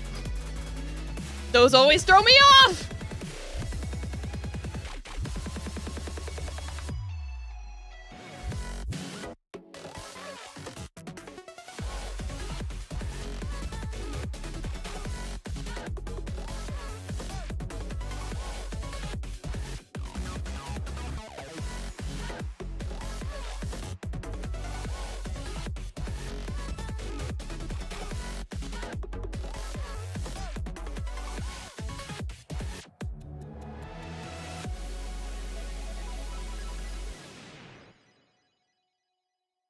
But their Peach Castell was past by its best date, so they were selling for cheap. Ah, there you go. Yeah, it's like, even if it's past its best buy date, it's probably still fine, so you should be good, as long as it doesn't smell weird or anything.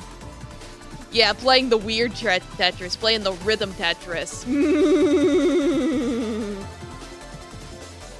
Yeah, imagine Tetris as a rhythm game where you have to place the pieces in time with the beat, otherwise they don't count, just stick around forever. Oh, you also got some chocolate mochi and yuzu dorayaki. That sounds good. I like ice cream mochi. Oh boy, this is a level 7 song. Okay. It's like slightly expired Castella. Yum.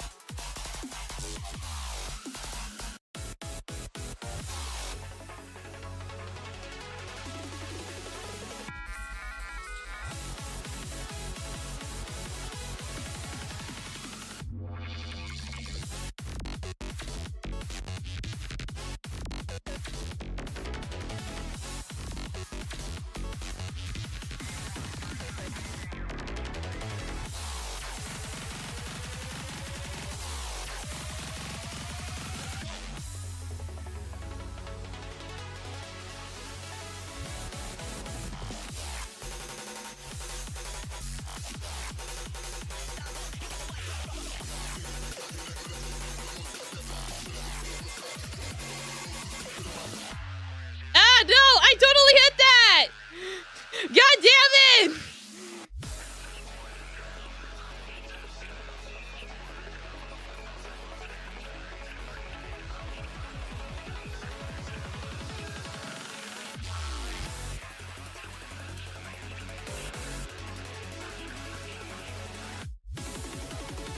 I love when it's like, oh yeah, hold this no, and you're like, okay, and it's like, it doesn't count.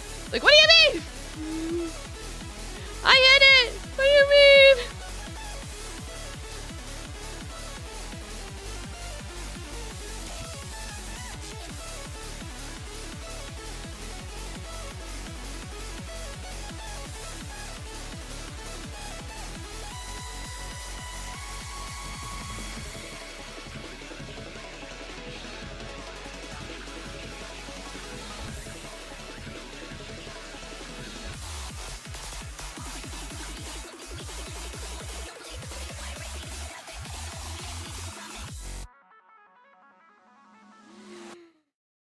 It's fine. Worst case scenario, it'll be slightly stale. Yeah, pretty much. It'll just be slightly less moist. Oh no.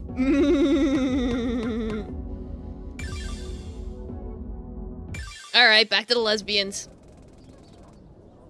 It was already our second day in Tokyo. It was our first chance to actually go out and explore a bit. We spent the entirety of the 17th recovering from jet lag and general exhaustion from packing everything up and moving it out of our temporary home in Kagoshima. Yeah, moist. So it wasn't until today we actually had the chance to get out of Ikebukuro. Ikebukuro Station. Wow, this is what a subway station in the big city looks like. Sad, it's not that different from the ones down south. We just never ride the metro line. Sure it is! It's all in the vibes. And as a certified vibes expert, I proclaim that the vibes here are totally different. Why are you making that sound with your mouth? Don't worry about it. Kotomi laughed. After a while, I learned to stop questioning it. I'm surprised you haven't, Ellie. You've known her for way longer than I have. There are some things about the nature of reality I haven't come to terms with yet.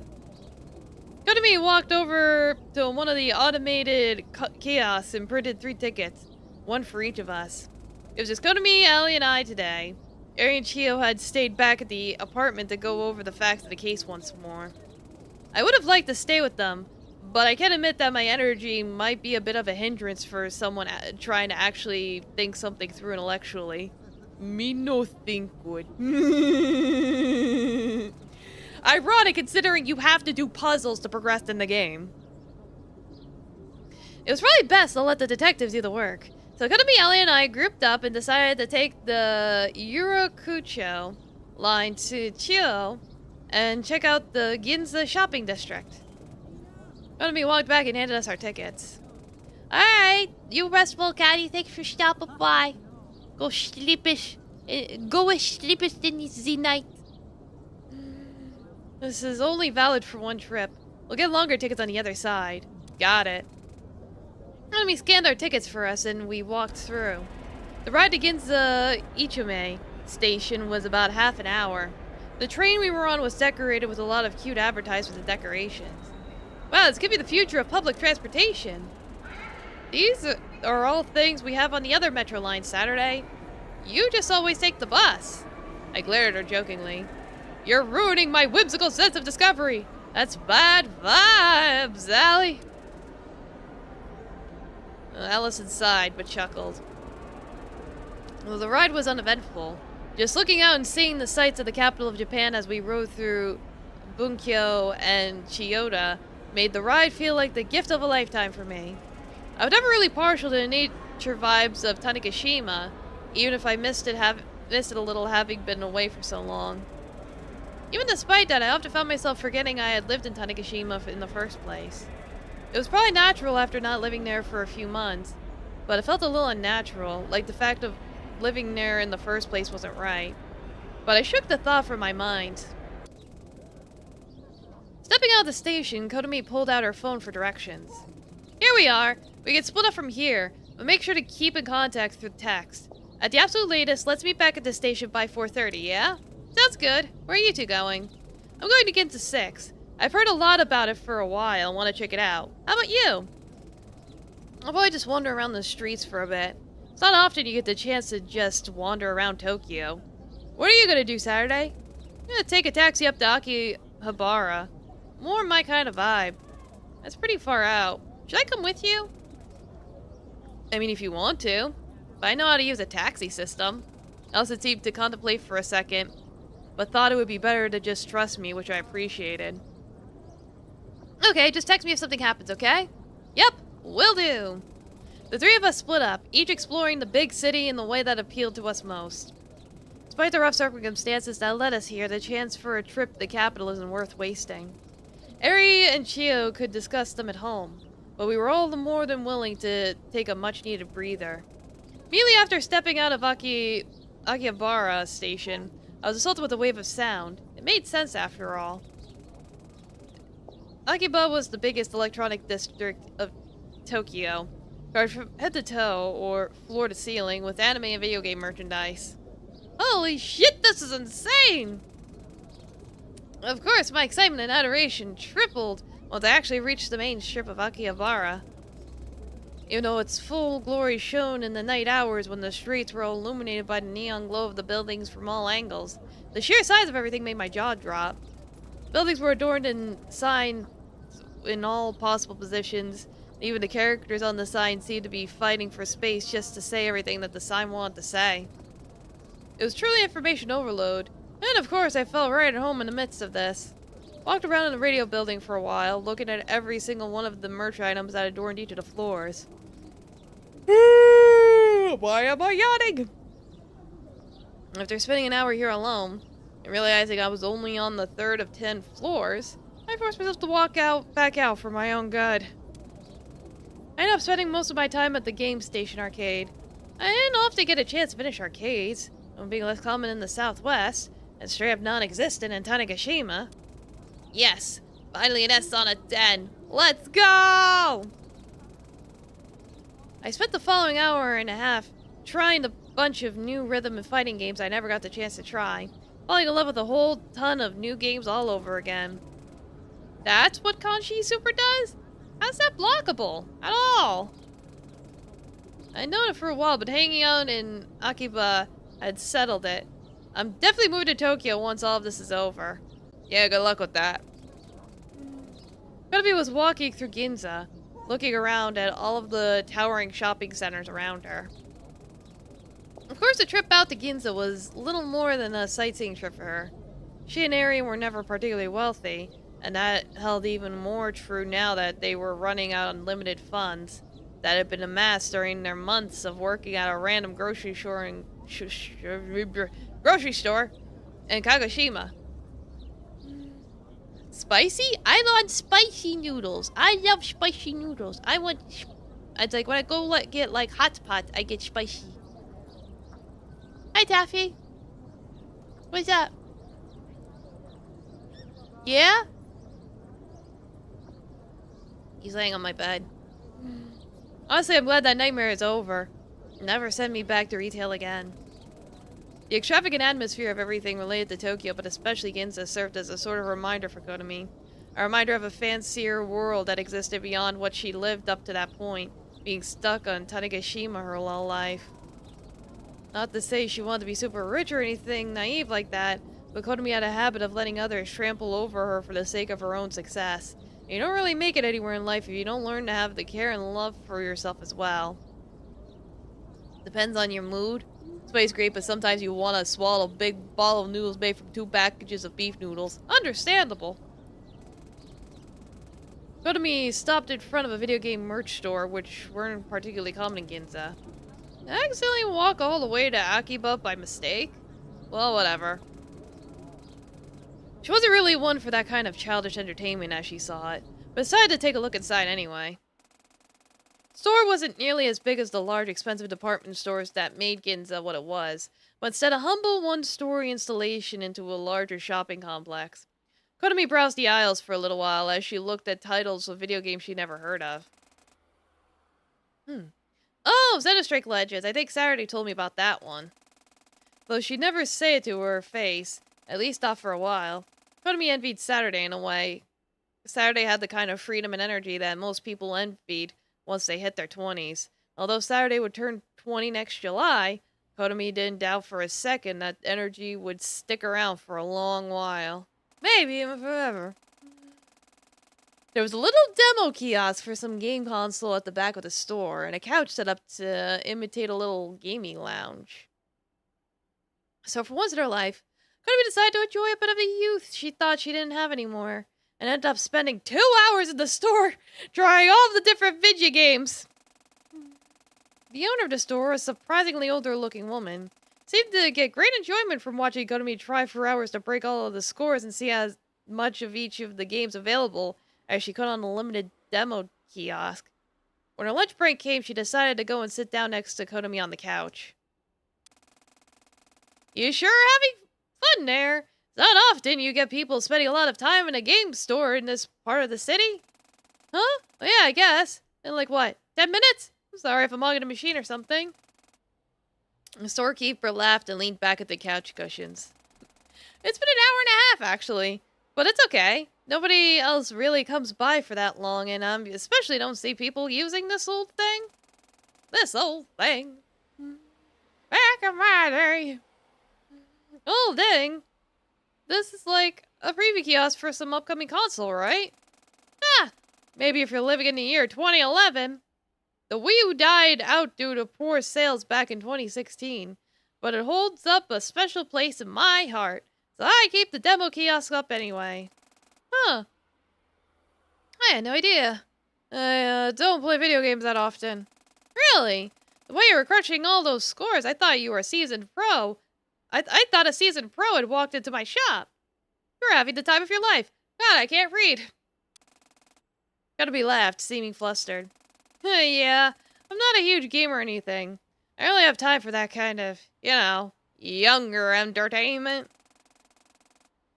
The keeper let out a large chuckle you might hear from someone's grandmother.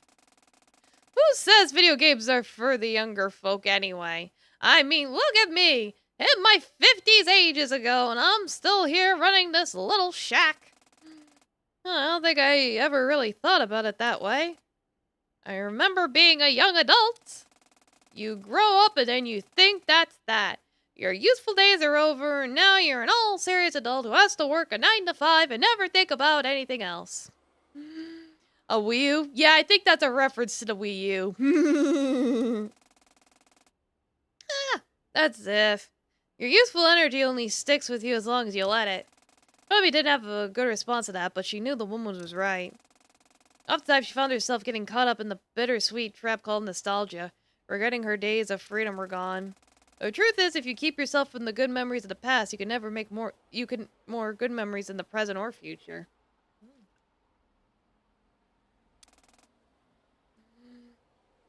Papa, can I have a wee woo?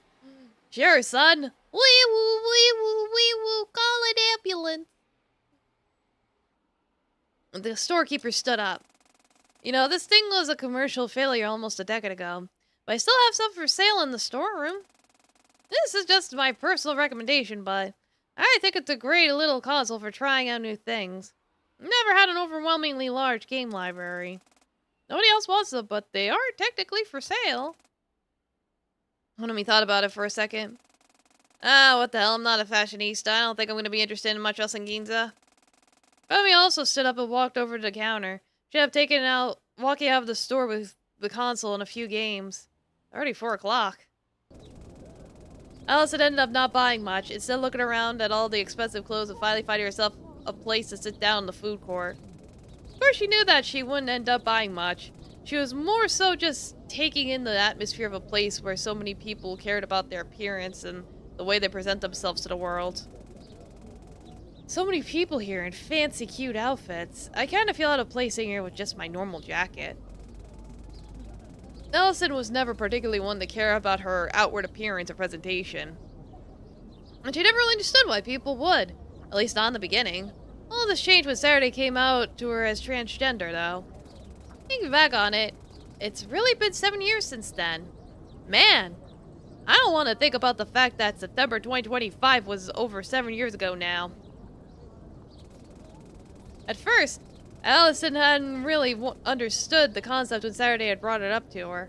But thinking about it for a little bit, it felt fairly obvious to her. Why shouldn't people get the chance to choose who they want to be? Gender, sexuality, race, religion, all these properties don't matter as long as the person is kind and humane. What Allison believed, so she was relatively quick to accept who Saturday wanted to be. Both of them were still young, so the idea of someone harboring hate stemming from another person didn't make sense to them. Truly to be young is to be more blissful. Allison had always been more confident about her gender and being fine with who she was on the front. Saturday's own realizations about her identity did lead Allison to think a bit on her own life throughout the years. It was through this that Allison realized she was asexual. I remember growing up thinking, wow, all this stuff is kind of gross. Everyone would tell me you'll stop thinking about it's gross when you're older. I just never stopped thinking it was kind of gross. Allison had struggled with that for a long time. It felt like because she wasn't seeing what everyone else saw, she was defective or something was wrong with her. Saturday helping her out with her own journey of self-discovery was made her fall in love with in the first place. Even from the start, Alice and Saturday had always been the most important person in each other's lives. One might wonder how it took so long for their true feelings to blossom. Suddenly, Allison's phone buzzed. When she read the chat log on her lock screen, couldn't help but burst out into smug laughter. How do you leave the subway? Follow the yellow exit signs. Heading up? No, like, what's the exit gate want from me? Put your ticket in. I'll open and shoot through. I'm supposed to get my ticket back from the station I put it into? Oh god. Oh, yes. It comes out the other side. Oh! Uh-oh! Oops. With a helpless grin, Allison stood up from the food court. Looked like she would have to rescue Saturday from the Ginza metro station. Yeah, save her from herself! It's like, well, before we do more story, I'll do more songs. I like to break it up.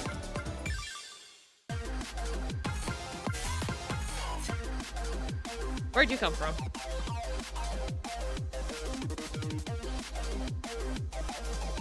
Did I unlock you?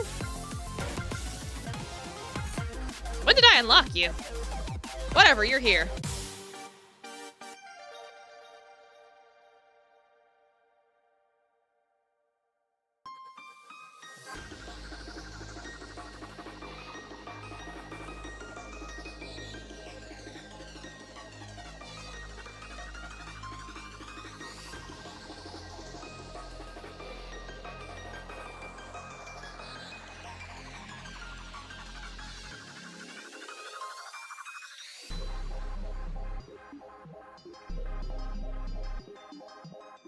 I'll have to check and make sure I didn't miss any other songs. Because I'm like, wait a minute, what if it just automatically unlocks?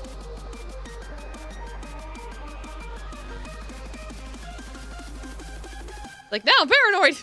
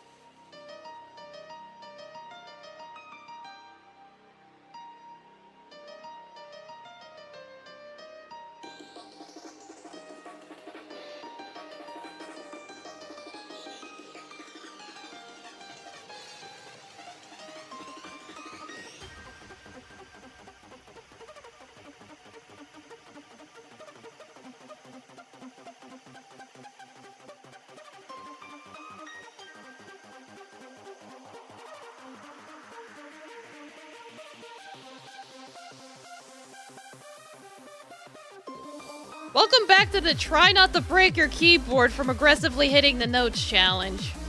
It's like, I will make you register the fucking note.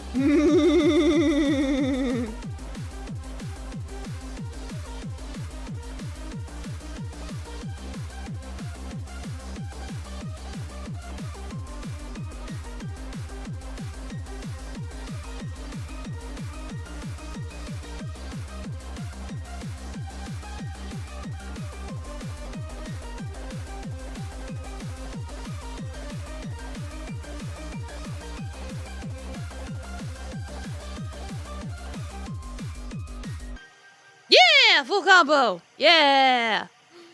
Yippee. Yeah.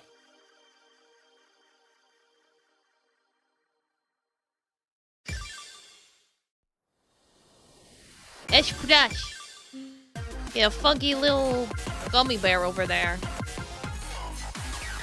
Let's see. Let's just look at main story.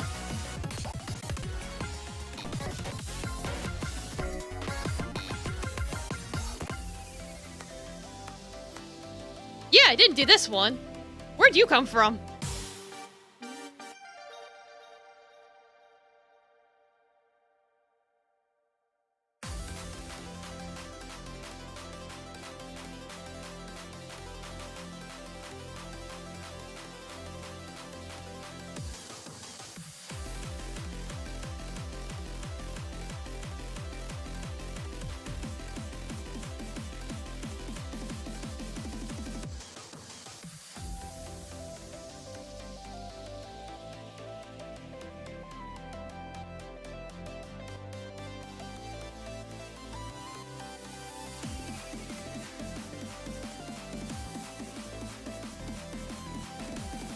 Speaking of breaking keyboards, this laptop's been weird with the power button lately. Like, I'll push the power button, and it doesn't turn on. And I'm like, oh no! And I have to press it several times before it finally turns on. And it's like, I don't know if there's something stuck in it, or what. I tried spraying air into it, but that didn't do anything, so... I'm just hoping it's just a case of something being stuck in there and not, like, an issue with the button itself. Because that would suck.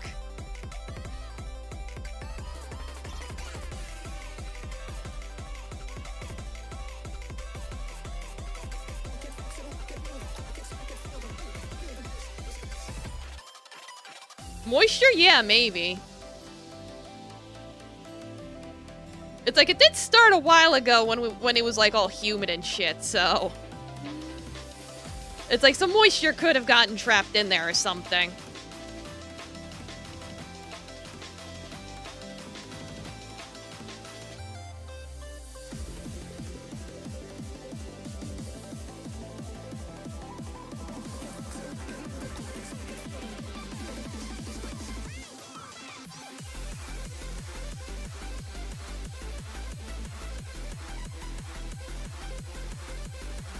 How'd I feel that?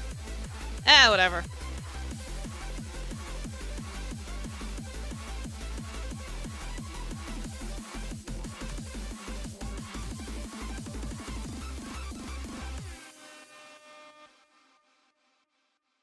Yeah, similar issues with moisture getting inside the mute switch of your microphone. Yeah, so... it just automatically mutes your mic? Oh, that sucks. Back when it was super hot and humid. Yeah, so probably the weather messed it up a little bit, so hopefully it fixes itself. Now that it's not stinky anymore. Looking to see if I did everything. I think I did. Alright. Wait, course mode? What's course mode? I think I unlocked that. Oh god. Oh god. What is this? It looks like a marathon mode. Interesting. I'll look at it later. What sucks even more is you sent it back for warranty and the courier lost your pass. Oh my god, that sucks. Like, that's ass.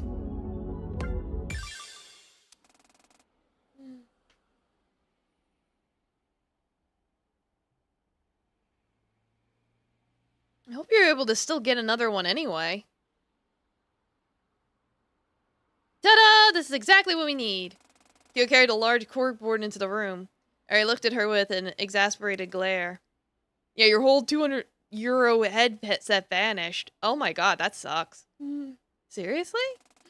Well, I've always wanted one of these, and your notepad is very clearly running out of space. Harry looked down. It was true. Her notepad had been her primary method of taking notes since she started working as a detective.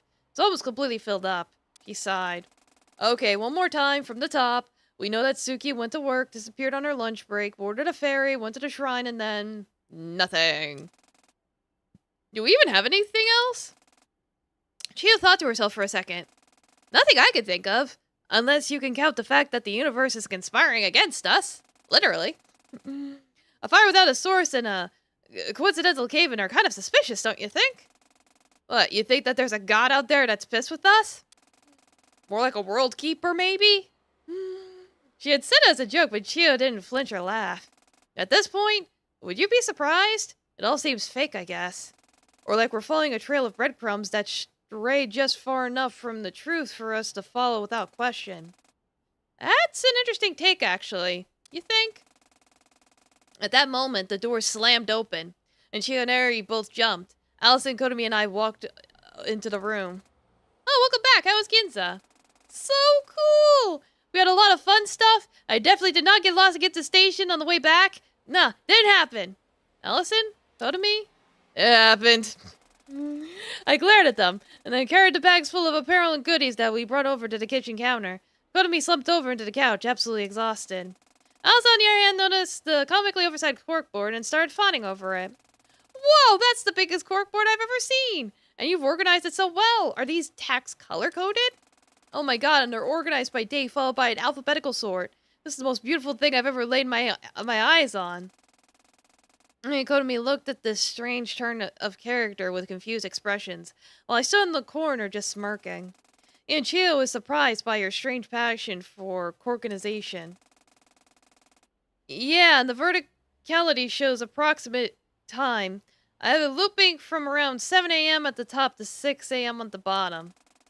Because that's the lowest concentration of events, so it leads to a more coherent organizational structure. Oh my god, yes! She's gonna be at this for a while. I decided to leave the two of them to their excited ramblings about organization in Cork. Eri walked over to me. So, what did the two of you manage to figure out while we were gone? Anything new? It's like, we'll figure that out after I pee. BRB. Bye!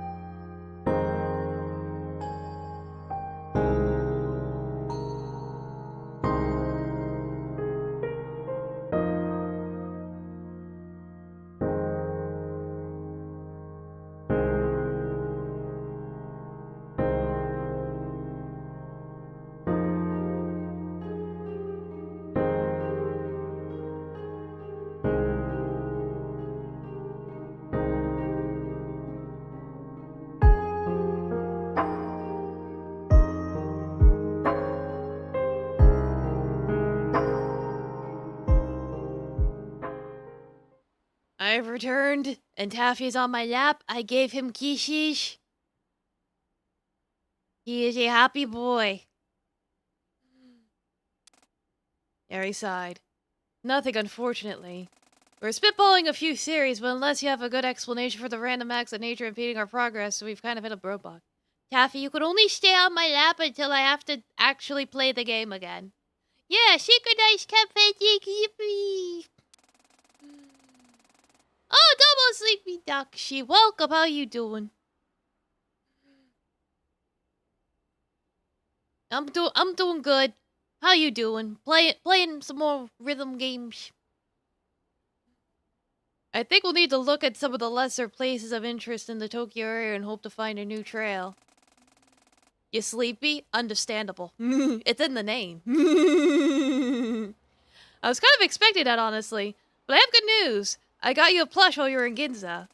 I shuffled around a bit before pulling the plush in question out of my bag. A crudely drawn cat, vaguely shaped to be huggable. I will cherish this greatly. Ari quickly scurried to find a spot in the room to act as a pedestal for it. I'm glad she likes it. Next time I glanced over, I saw her placing what I can only assume is an offering bowl in front of it. Placed a handful of coins from her purse. It's strange seeing this side of Ari, but it's sweet.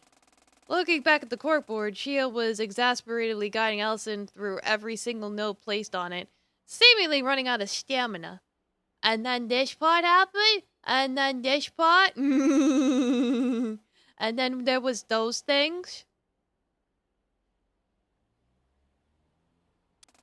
Allison seemed to be none the wiser to this.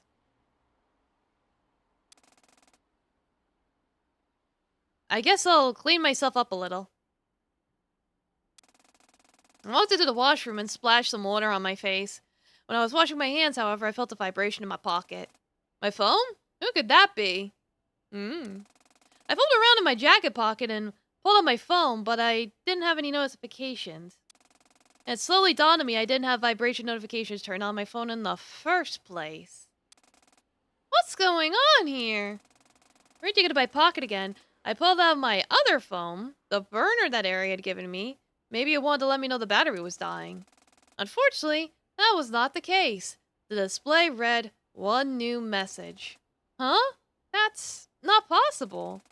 I opened the rudimentary messaging app and opened the unread message. When I saw what was in it, I froze. Hexadecimal? Is this some kind of prank? Of course, hexadecimal wasn't what caught my eye first. The sender was... Oh. It's like, it was so cryptic, it left the box. My own phone. It's like, it expanded beyond the borders. I rushed back into the living room. Out of breath, Allison was done with her corkboard fantasizing and was sitting on the couch with Kotomi. All of them looked up at me. Saturday, what's wrong? My phone, there was a message and... Sensing I was panicking a bit, Allison stood and walked over to me. Come on, sit down, what happened? I sat down on the couch and exalted. I explained the text message that appeared on my burner phone with myself listed as the sender. Ari frowned. Yeah, by all means that shouldn't be possible. I don't think I have to ask you if you were actually the one who sent the message. Yeah, of course I wasn't. Didn't butt dial myself. I'm more concerned with the message contents itself. That's readable hexadecimal. Most of the bytes are within the lowercase ASCII 2 range. There's probably a way you're supposed to say that, I just don't know. Yeah, you're right, I'll transcribe it. Ari took out her phone and plugged the hexadecimal into an online tool. It says fourth report .mp4. A file name? My blood ran cold. There was only one thing this mystery person could be hinting at by sending only a file name.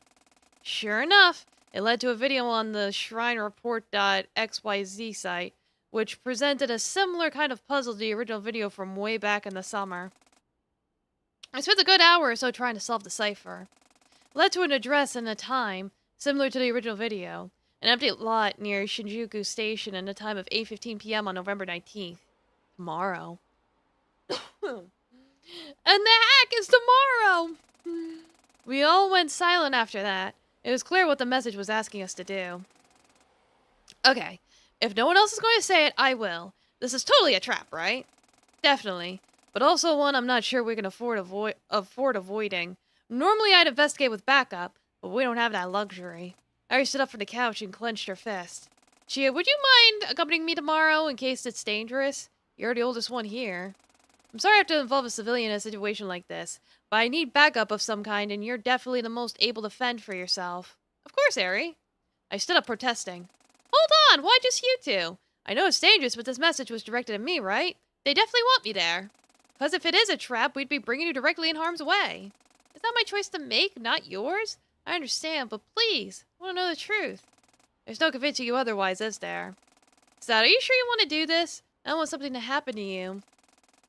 I'm sure. Please let me come. This feels like the culmination of everything that's happened these past few months. I'm begging you guys. You're right, I guess, but I'm coming with you.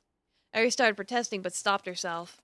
Hold on, Oh, never mind, but you two are going to be on a tight leash, okay? Allison and I both nod.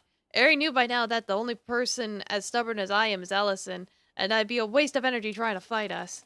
But we also knew that Ari just wants us to be safe, so we don't usually go against her wishes unless it's really important. It's settled then. If we leave by 7:30, we can get there at the designated time easily. I suppose you're also going to want to come to me? Of course I am. My best friend and my sister are going into the enemy's nest, and you want me to stay at home twiddle my thumbs? Oh, are you done, Daffy? You done? Bye-bye. Not happen. Hey, let me fix. I gotta fix everything. Konomi's determination was unwavering, something that we rarely saw from her. But she knew how to stick to her beliefs when it came down to it. It was one of the reasons we got along well in the first place. Very well. Until then, let's try not to worry. Fear is in the mind. Something. Okay.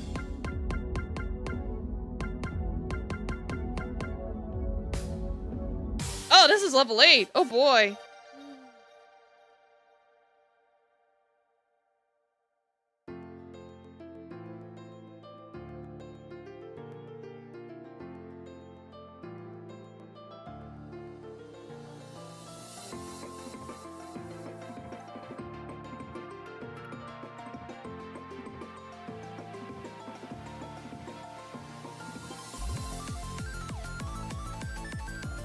Yeah, there does seem to be a good amount of, like, genres and stuff in here, which is nice. I do like when rhythm games have a variety of songs.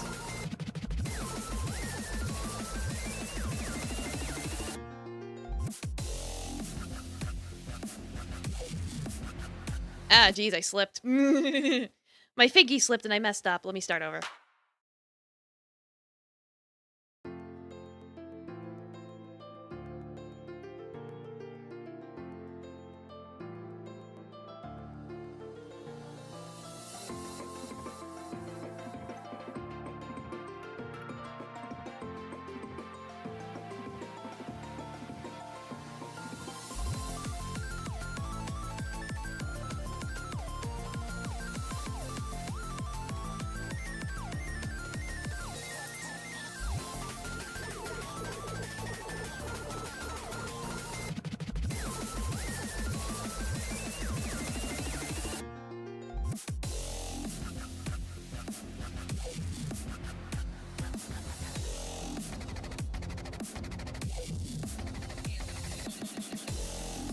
I don't know how I failed that, but whatever. We're moving on.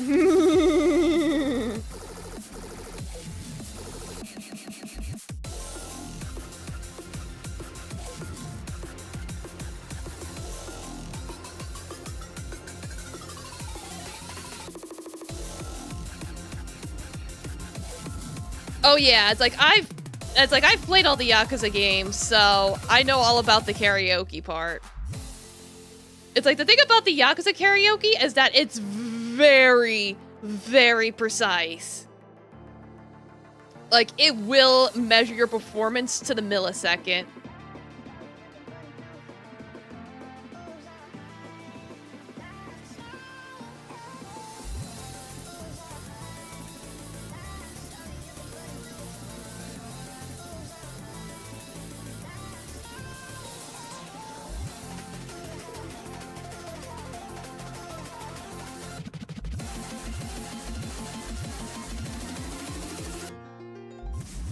hit that.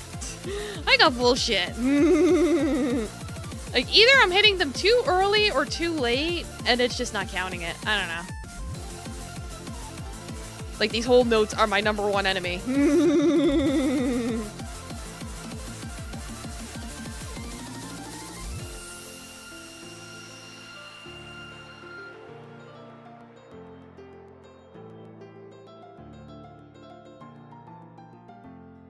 Whatever. But yeah, no, I've done good on Yakuza. Yeah, so this is more forgiving. It's like a lot of rhythm games are more forgiving. I think the least forgiving rhythm game is fucking, what was it? Dance of Ice and Fire.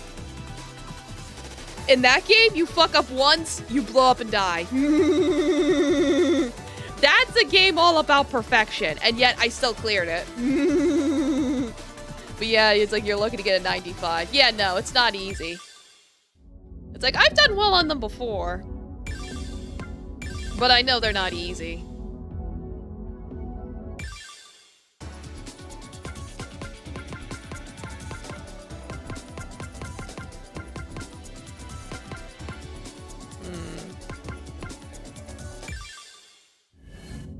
Was I gonna do another song?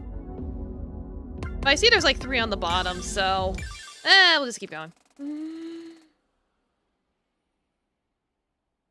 And it helps is that Lost Judgment, they included a latency setting so you can adjust it. That is nice. Nah, the Lost Judgment games are really good.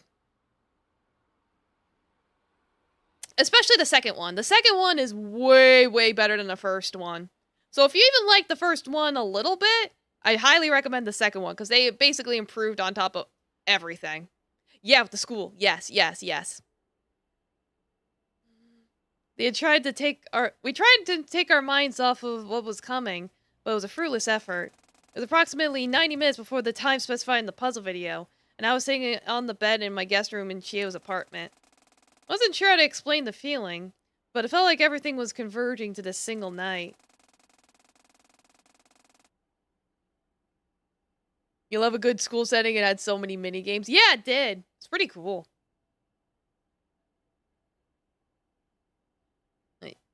I wasn't sure if I was ready to find the answers that were waiting for me, but video message's appearance had made it plenty clear that I no longer had any choice in the matter. Yeah, no karaoke. The door opened and Allison walked in. Are you okay? Yeah, I am. I'm just nervous. Sat down on the bed beside me and rested her head on my shoulder. I'd be more surprised if you weren't nervous. I'm nervous too. I think everyone is, but I don't doubt you've got it worse. Interestingly enough, the Yakuza games that have English dub in them do English dub the songs karaoke's as well. And they're actually not that bad. So much of this is centered around your own feelings. I guess it's just important that I make sure you know that I'm here for you if you need me for anything ever. I think that's the main reason I've been able to come so far. Hands in English is your favorite? Yeah. Yeah, that makes you say that? Or what makes you say that? I can't read. Oh, welcome back, Zoe Ushida. Well, welcome. Hello, how you doing? Yeah, it is wholesome. She was hiding it, but I could tell that got her all flustered. She had that oddly insecure side to her compassion. At first I wanted to pretend that everything was okay. All those months ago on that day that ended in the museum fire. I hurt you and myself by trying to force myself to believe I was doing better than I was. So I started trying to be more honest, open up more when I was feeling out of it. I'm worried a little all this time that your high spirits over these past few months have been the result of you putting on a brave face. I'm worried about that too. It's way too easy to fall into unhealthy habits without realizing it. When I took that time to analyze the situation I was in, I found that it was all true. I want to live some of my most true months this past fall, even despite my life being completely upended ever since the summer. Well, yeah, I owe some of that to Eri, and Kotomi and even Chio. I think most of it was because of you. Aww. You flatterer. I'm not special. There are tons of girls like me. Well, that's true or not doesn't change anything because I don't have this kind of connection with any of them. Ah, fair enough. Glancing at Allison, she buried her head in my shoulder. Obviously not expecting a wholehearted answer to her joking question. You've changed too. Have I? Absolutely have. The Allison of summer 2022 would have told me that there's absolutely no way we should pay any mind to the puzzle video. I don't know if you realized it, but at some point your goalpost shifted from trying to stop me from action to being there for me when action arises. And that helps me a lot. Seriously. I think that after the museum incident, and then especially the cave-in, I just kind of realized there was no turning back, and that really was the turning point. I really wish you'd give yourself more credit. No big deal, really. I don't think I deserve any kind of special praise. I leaned over and planted a kiss on her cheek. Oh, you're getting it anyway. What a shame. How do you vocalize that kind of sound with your mouth? Yeah, tell me. And once you tell me how to vocalize a tilde. Yeah, it's cute. Cute girlfriends doing cute things. Both of us laughed and sat in silence for a while longer. Living in the moment as if the world was going to end in a matter of seconds. But the peace could only last so long. My alarm went off. Time to get going? Yeah, it is. You ready? I'm not. That's okay, I'll be right here with you every step of the way. I know. Thank golly. Love you. Love you too. Well, let's not keep you waiting. We stood up and walked out of the room. I flicked the lights off with the switch in the wall, and as I did, I took one more glance around the room. How many things will have changed by the time I step into this room again? A lot. Location specified in the video message was right by Shinjuku Station, so it was only a short train ride away from Ikebukuro. As we rode on the train, Eri briefed us on the backup plans in case anything went awry. Obviously, our burner phones are the best way to send out any kind of SOS. I'm assuming you all brought yours? Yeah, we did, but, why are you only checking this now? Did you have double-checked before you left? You're right, but it seems like it all worked out in the end, so there's no need to dwell on it. I could tell from her tone that she had also spent most of the time before we left preparing herself mentally for whatever was about to come. Over the past few months, I've come to realize that Eri is much less steel-willed as she seems. Probably even more fragile than Kotomi.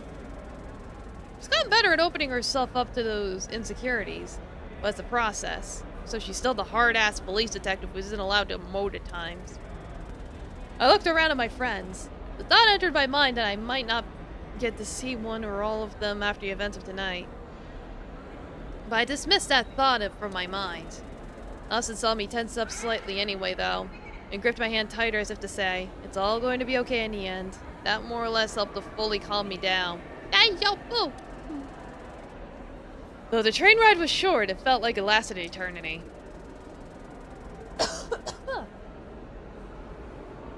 Allergies tickling me. But even eternity reaches the end of time eventually. And sure enough, we got off the metro line at Shinjuku Station and walked up into the busy streets of the red light district.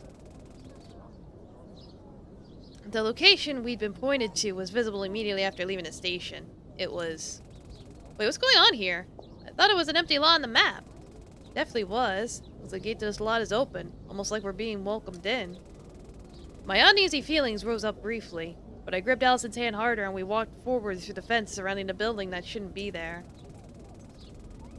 The building was tall, easily about 15 stories. When we walked around the back, there was a plate near a door that made me freeze in my tracks. The Sunrise Building? They keep showing up! Hearing my shock, Eri, Kotomi, and Chio hurried over. Sure enough, the back entrance was a sign above it that read, Sunrise Building Rear Entrance. Like, what is this company? They're everywhere. What, are they Disney? The Sunrise Foundation again. They've been all over this mystery, and now a building with the same name has appeared in a lot that we were led to believe was empty.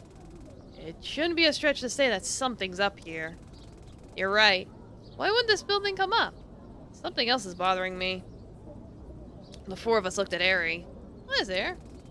When we were walking in here, I saw one of the pedestrians looking at me and overheard them say something along the lines of, why are they going into that empty lot? You think they can't see the huge-ass building for some reason? It's not impossible. As if to them, it doesn't exist. Oh boy, are we like crisscrossing realities? Crisscross applesauce? So then why can we see it? Because I have allowed you to. Oh. Okay, no, I guess it's just Shadow Clone no Jutsu. 5 of us jumped at the sudden arrival of a voice unfamiliar to us. Spinning around really fast, we saw a woman in a long dress leaning against the side of the building. Who are you? Are you? Relax. I'm not your enemy. I'm the one who called you here in the first place. And I take that to mean you would be Kisho Biori then? Yeah, that's right. I'm the one who sent you that message. How did you get the contact for our burner phones? Careful surveillance. Have you been stalking us?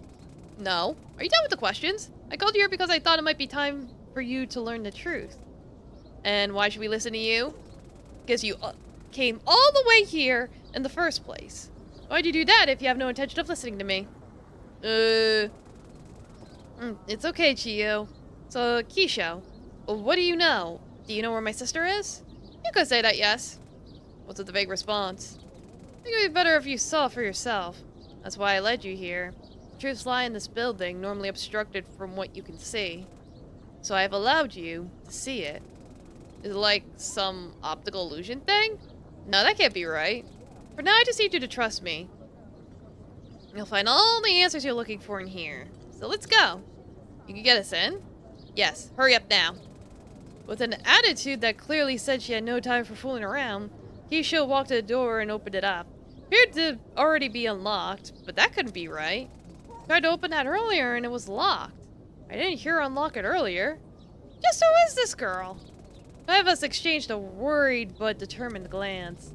As we discussed, Konami, I'd like you to stay outside here and notify us if anything goes awry. If you're still okay with that, yeah? Yeah, I am. I'll message you immediately if something pops up. You four ready? No, not at all. Let's go anyway. They're like, are you ready? No. At least she's honest. I let go of Alice's hand and Alice and Eri and Chia walked towards the door. As I started following them, Kotomi tapped my shoulder.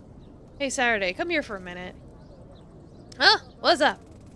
Noticing that I stopped, Allison turned around inquisitively. I assured I'd be right there and ran back over to Kotomi.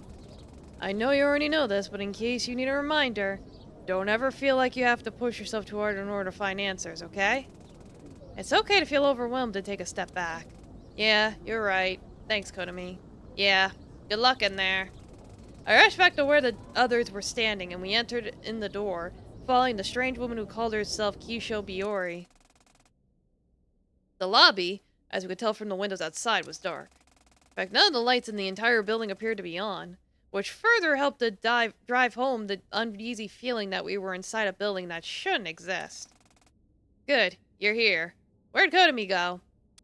We decided before coming here that if it came to us having to infiltrate some kind of building, she'd remain on lookout outside. That's not a problem, I assume. Problem? Chiyo spoke matter-of-factly with a cold tone I never heard from her before. She clearly didn't trust Kisho, and for good reason. Kisho sighed, but ultimately didn't argue back. Yes, that's fine. We should be quick, regardless. I can't keep this up all day. Keep what up? You're gonna have to start actually explaining, you know. If you're gonna bring us out here to a building that nobody else can see and make us infiltrate it with you, the least you could do is lower your condescending attitude. Kisho looked like she wanted to snap back against that, but ultimately decided against it. Fine. This building is the headquarters of the Sunrise Foundation, which is, under almost all circumstances, hidden from the public eye. What I want to show you is the top floor, which we can get to via the elevator. Sunrise Foundation, huh? What is it, really? There's no way it's just a geology corporation and it's all over this case, even from the very beginning. Of course, it's not a geology corporation, but there's a reason that everyone is led to believe it is. You better explain on the elevator right up. Mind following me a little longer? Yeah, fair enough. The four of us followed her as she led us down a few hallways to a staff elevator. Despite the lack of lights in the building, the power to the elevator seemed to be working. After a short while, the door made a ding sound and opened up. Ah! God! Light! The elevator blasted us with light. It looked like light was on in there, at least. If we followed Kisho into the elevator. Inside the elevator, Keisha pressed the button for the upmost floor. Floor 17. The elevator whirred a bit, and then the doors closed. It felt as if the last thing connecting us to the world had been sealed shut, and the elevator cabin began to ascend. I suppose I'll ask you outright. Do you know what the Duskbreaker project is? Dusk what now? Upon hearing the word Duskbreaker, I felt a minor headache coming on, but I managed to push through. The Duskbreaker project is, well, in a way, you could say it's the true purpose of the Sunrise Foundation in its entirety. The geology business is a front of some sort, hiding what the company is really all about. So what is the Duskbreaker project? Why is it so secret that they have to fake being a geology company to hide it? Well, they don't fake being a geology... whatever.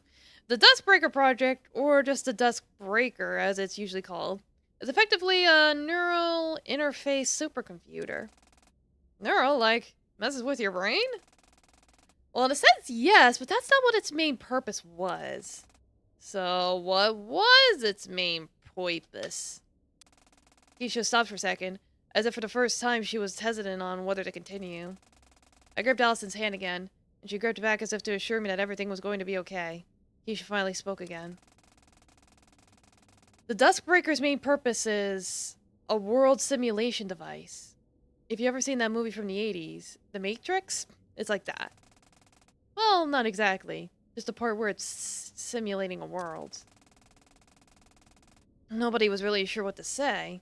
What Keisha was saying was so outlandish, but all of us knew deep down that she had no reason to lie. Why we were so sure of this, we still don't know, but nobody tried to call her bluff or tell her she was full of shit. This technology was obviously very secret. I'm not privy to knowing why the Sunrise Foundation was formed, or why they sought to create such a powerful machine. But the facts remain that the Duskbreaker does exist, and it's at the center of everything relating to your sister's disappearance Saturday. To tell the truth, even from the start I knew there had to be some big company involved with all of this. But a world simulation is... I don't even know humanity had the technology to make something like that. Well, you could always ask the lead engineers. Both of them are in this elevator. What? All of us jumped, though we had been less surprised by the revelation that a world simulator existed than we even thought we'd be. Nobody seemed prepared for that one. The lead engineer on the project was Keisha Biori, myself. And the assistant lead engineer was one Chiyo Sakamura. What? Me? Everyone turned to look at Chiyo, who seemed the most surprised out of anyone. Are you serious? Why don't I remember this? You not? Makes sense that you would forget the exact details, but you yourself said that you had memories of working at the Sunrise Foundation, didn't you? It was said so casually that most of us didn't think much of it. But Eri, being the most natural detective she was, didn't let that slip up past. Hold on. Hey, you know that. I just met you today, and Chiyo definitely didn't talk about that anytime within the last few weeks. Hey, wait, yeah, that's... Alright. Why are you playing at, Keisha? Who are you? You're not Keisha. As if the next domino in a row of revelations had fallen over, all of us turned to look at Chiyo, surprised. It's true that I have fragments of memories of working at the Sunrise Foundation. I don't remember working on any Duskbreaker project, and I don't know why the hell I would have forgotten. But I do remember one Keisha Biori, and she was not you. So who are you? The woman who had until this point called herself Keisha sighed as if she was minorly inconvenienced. That was the most believable way to get you into the Sunrise building. I just took the most logical path. You tricked us! What the hell are you doing with us? Nothing. Doing what I promised you I'd do. Showing you the truth. This was just the best way to present it. Of course, I knew this would happen as well. It happens every other time. Every other time? You'll see. Look, I know it's a lot to ask for your trust after lying about my identity, but I'm not here to be your enemy. The answers for everything are at the top of this building. Answers about the Duskbreaker, answers about your conflicting memories, answers about how all this ties back to your dear sister. If on cue, the elevator finally stopped its ascent and the doors opened into a dark hallway. If you must call me anything, Dawn will suffice. But we have to be quick, because the real enemy will catch on before long. Hurry along now. The woman who now wore the name Dawn walked into the shadow of the lightless hall towards the end. I felt Alice's hand grip mine again. Are you doing okay, Sat? I think so. For now. It's a lot, but I could do it. I have to do it. I'm still here by your side. Yeah. The four of us left the elevator into the hallway. The door closed behind us, casting our entire sight into complete darkness once more. There was just enough light for us to make our way down the narrow hall. Though there were doors on either side of us, none of the nameplates had anything written on them, giving the impression that this floor was not to be used by anyone. Finally, we caught up with Dawn. She stood in front of a large double door at the end of the hallway, seemingly waiting for us and double-checking something. This is the only office in this floor that's occupied. It's the president's office. As in the president of the Sunrise Foundation? Yes, this is his office. It's the first truth governing everything. Are you prepared? I stopped for a second, almost instinctively answering yes, and took the time to steady my breathing. I grounded myself using the warmth of the hand of the person I loved and exhaled. Please open the door. Dawn seemed to understand my answer. She pushed the double doors open and invited us inside the office. The office, like the hallway and lobby, was surrounded in darkness. Dawn pulled out what seemed to be a miniature flashlight. She walked to the front of the desk and leaned against it, facing me. Saturday, do you know who the founder of the Sunrise Foundation is? Did I? I thought about it. I should know this, but everything in my mind is screaming at me that I don't. That doesn't make sense. I don't think I do. I see. Then, take a look. She stepped aside and threw me the flashlight. I caught it and turned it on, pointing at the desk where she was just leaning. The light illuminated a small nameplate on the desk, adorned in sun-related decor. The nameplate read, Setsuki Tasogare. Setsuki, Of course. I knew whose name this was. Setsuki Tasogare. My father! Dun dun dun! My dad is the president of the... My breathing intensified and my heart rate rose rapidly. Sensing I was beginning to fall into a panic, Allison rushed over to the front of the desk where I was standing and took the flashlight from me. Placing her hand back in mine and squeezing it tight, I breathed. Setsuki Tasogari is my father, and he's the president of the Sunrise Foundation. This should have been a major revelation. Nobody in the room was losing their mind from the shock. On the contrary, felt like a lot of things finally clicked into place. God, yeah, that seems right, doesn't it? I turned to face the woman calling herself Dawn. Dawn, what's going on with our memories? Why do these conflicts keep happening? Why does it feel like all of our memories have been overwritten and we're just now getting them back? Dawn hesitated. A rare sight for her, but finally she spoke. I think it would be best if we continued. There is still more to be seen. At those words, something finally boiled over inside Allison and she snapped. Okay, I've had enough of this. How long are you going to string us along and force us to play by your rules? Even if you're trying to show us the truth, you're doing it in a way where you're more or less just toying with our emotions. Like a game to you? You actually care about Saturday learning the truth so that she feels better, or is this all just some kind of fucking story to you? Do you not have even a bit of compassion to give her the time of the goddamn day? Dawn stood up from her leaning a position against the wall, angry. How dare you? I'm trying to help you and this is what I get? We only have so long before the World Keeper takes notice of what's going on and we get sent back to cycle start. Even now? Even now? You keep spouting off the shit like you expect us to just understand. When we actually ask for clarification, you just say, the answers are up again, ooh, and expects us to just be okay with that. What the hell is a cycle? Who's the World Keeper? Can you finally answer some of our goddamn questions? As the tension in the room clearly continued to escalate, someone other than the two arguing finally spoke up. Okay, Allison, let's calm down. I understand your anger. Dawn, it's time for you to give us some answers. On our terms. Because you clearly benefit from us knowing the truth in some way. If you don't start actually listening, we're heading right back down where we came from. Era was surprisingly good at diffusing this kind of situation in our own unique way. She spoke to Allison with compassion and understanding and switched to being cold when addressing Dawn near instantly. It was one of the things I most respected. I'm kinda feared about her. Dawn seemed completely unbothered, though. She's back to her normal, serious self instantly. So fast that it almost felt like she had never lost her temper to begin with. It felt inhuman. Dawn, I'd like to ask you a question about the Duskbreaker. It's the hypothesis I've come with all of the context you've given us. All you have to do is confirm or deny if I'm correct. Yes, I could do without the in-depth explanation. I'll answer. Before I ask, Saturday. Harry turned to face Allison and I. Depending on the answer to this question, everything could change, and I do literally mean everything. Are you sure you'd like to stay in the room? Or should I wait to ask? After a few more deep breaths, I answered honestly. I'm staying. Please ask your question. I want to know. Very well. She turned back towards Dawn. Between all of the insane things you've mentioned tonight, and looking at the state of this building in itself, a lot of things don't make sense. But there is one possibility that makes everything fall into place. It's insane and unreal, but only as insane and unreal as a device capable of simulating an entire world is.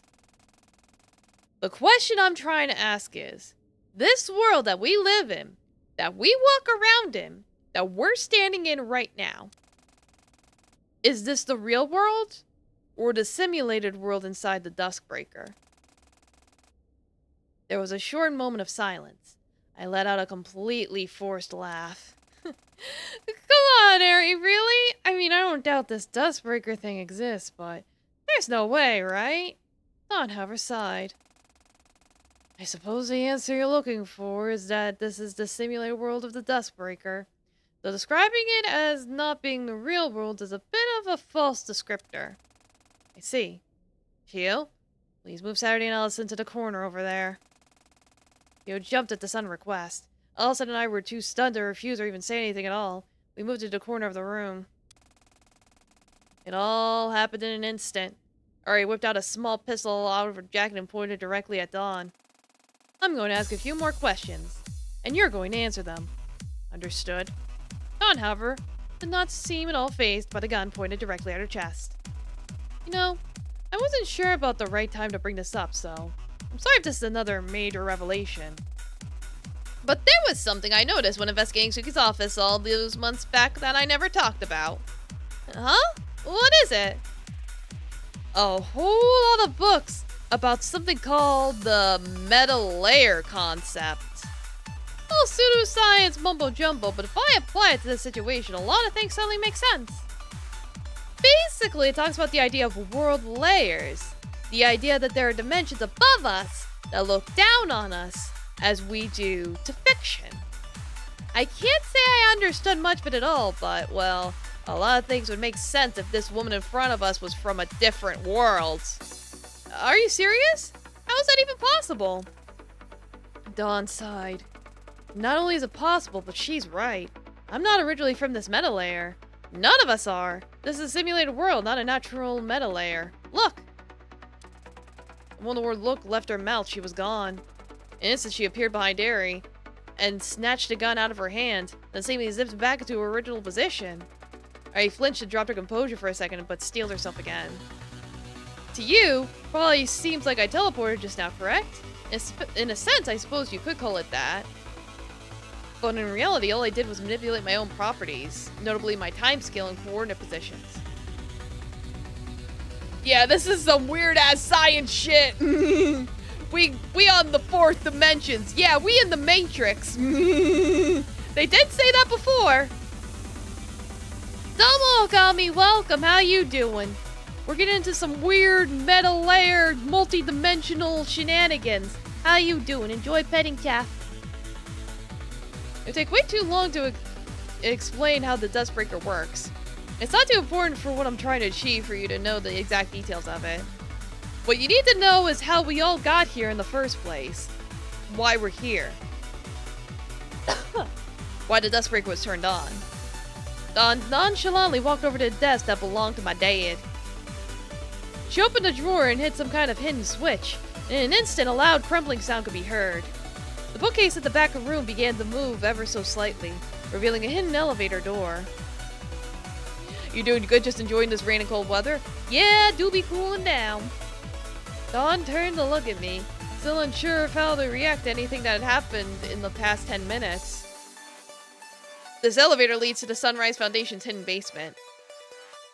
Inside it is the room where the Dustbreaker is stored. In the real world, it's where the truth lies. I will wait for you down below. Please follow when you're ready. Once again, back to speaking as if she were simply dishing out logistical commands. Dawn pressed a button on the elevator to call it. She disappeared as the door closed, leaving Allison, Chio, Ari, and I alone in the darkness of my father's office. A few minutes passed where nobody said anything. Finally, Ari was the one to break the silence. I'm sorry you had to see that. How are you three holding up? I tried to say I'm doing fine, but my own emotions took over and I got choked up before I could finish. I fell to my knees on the carpet floor. I'm so fucking overwhelmed. I don't know what the hell is even real anymore. What the hell? Allison kneeled down to wrap her arms around me. I'm so sorry, Sat. We could go home now if you want. It's really clear this is the way above what any of us expected. No, I want to keep going. I just need a moment. And many moments I was given. Kneeling on the ground, I sobbed for a good 10 more minutes. That's quite a while.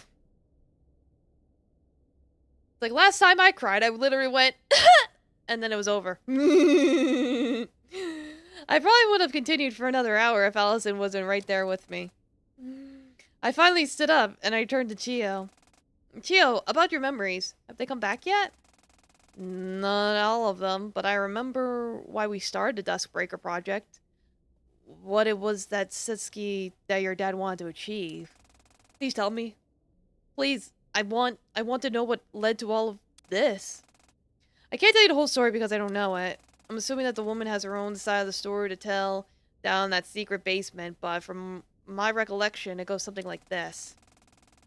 I don't think I was ever privy to what it was, but something really horrible happened in your childhood Saturday. You were traumatized really badly as a result, and spent a lot of your early years as a recluse, never going to school or making any friends. I remember Setsuki telling me a lot about those days. I think he thought it would improve over time, or maybe he thought it would improve faster than it really would. Or whatever reason, Setsuki was really down when it seemed to him like you weren't feeling any better as fast as he expected you to. I don't think he wanted to rush you or anything. I don't understand the feelings of a parent, though. Regardless, growing up and observing how much you were hurt by whatever it was that happened to you changed Setsuki's outlook on a lot of things in life. I don't know if your memories allow you to remember, but Setsuki was a large shareholder in a lot of really big corporations around the time you were born. After it became clear to him how deeply you were traumatized, he sold a lot of his shares and funded the Sunrise Foundation. What even is the Sunrise Foundation? It's clear that it isn't the geology company that we've all been led to believe. This next part is speculation on my behalf. I think the whole geology thing was part of this simulated world. Not an actual part of the Sunrise Foundation as it is in reality. That sounds right, because I don't remember Setsuki ever mentioning anything about geology front to me when I was working there. I only joined on to work on the Duskbreaker project, which was the fourth major project by the company. The whole goal of the project was to experiment with alternative scientific approaches to psychiatry.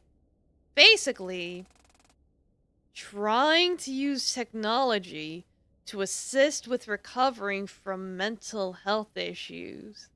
Like trauma!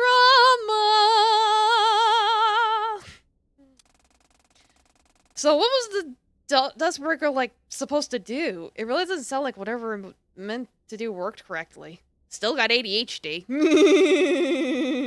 Yeah, definitely not. I would certainly make a lot of things make sense. Yeah, right? I can't speak on the previous 3 projects by the Sunrise Foundation, but the Duskbreaker was meant to be a sort of VR exposure therapy in a way. It was meant to provide a safe, simulated environment for a subject to face their trauma. I don't like that. The idea sounds flawed from the premise alone. It probably was, but Setsuki was determined to a fault. It bordered on unhealthy obsession. I've heard from coworkers who were around the company for longer than I was that he wasn't always like that. But I'm not sure what changed him. Dad, what were you trying to do? If that's the case, then how did we end up here? inside the actual simulation itself. How do we get out of here? Unfortunately, I don't have the answers for that. That's where my memory's cut off. Were they wiped? No, not like the others, I think. Whatever it was that happened to lead to all of this was something I blocked out of my own memory. A long silence fell over us again. Every once in a while, I felt panic creeping back into me, but I still had my breathing and kept myself grounded. Finally, I felt like I was ready. I think it's time to go see what Dawn is trying to show me. I don't want to go alone, though. Allison, can you? Of course I can. I'll be right here with you. Shionary, I promise we'll be back as soon as we can. Can you remain here for now on the lookout? Try to get in touch with Konami and update her. Yeah, of course. Saturday, whatever horrible truth is at the center of all this, I'm sorry. I helped contribute to something that led to all this, and I can't apologize enough for that. I sighed. I don't have time to think about my feelings on that right now. But what matters is that you're here helping us right now, so I'm focusing on that instead. Chio nodded in understanding. I took Allison's hand again and pressed the button on the secret elevator. The door opened, temporarily bathing in the room in the light that signaled our approach to the center of this world. The center of this story. Good luck! Thank you. You too. We stepped into the elevator and watched the doors close, obstructing Ari and Chio from my view for what I could only pray would not be the last time I'd ever see them. Okay, oh boy. Really get into the thick of it. But first, music.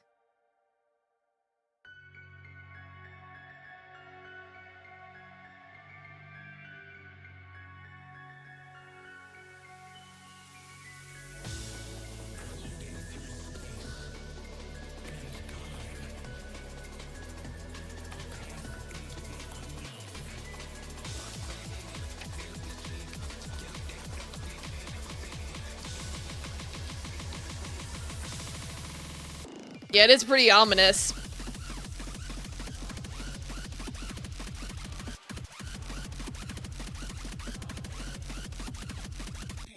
Ah. Okay, I definitely tapped too soon on that. Oh well.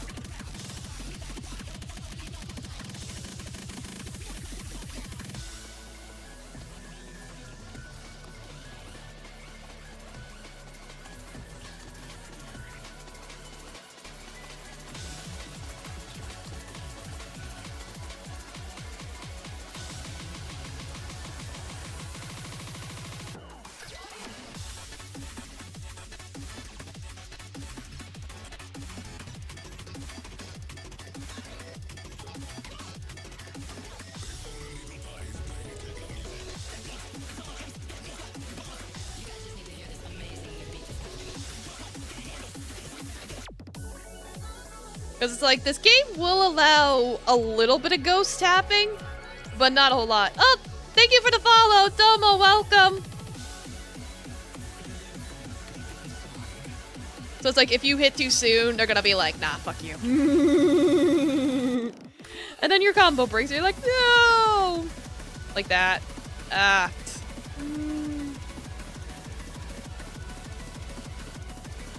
I shouldn't be letting go of the note too soon! I have to stop that. That's like my worst habit with this game.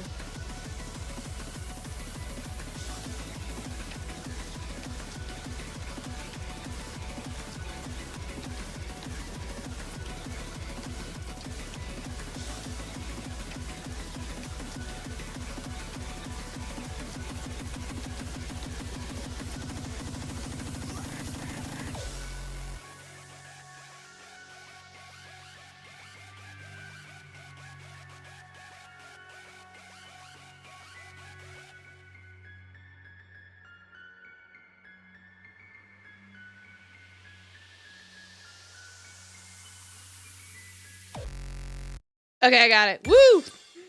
But yes, hello. It is an interesting song, yeah. Like I said, they managed to get a couple of different genres mixed in there, which I like. Oh boy! The difficulty has increased! Mr. Cool, he sounds familiar. And again, I wouldn't be surprised if some of the people that made these songs also did like Friday Night Funkin' or something.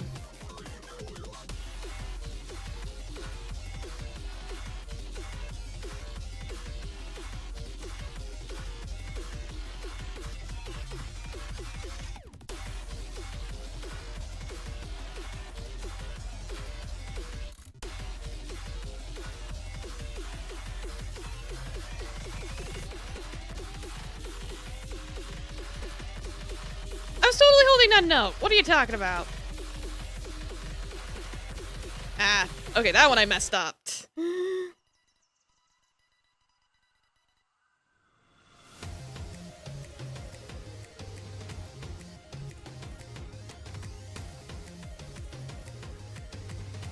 You crazy game. You think I did not touch note. I totally held note. I don't know what you are talking about.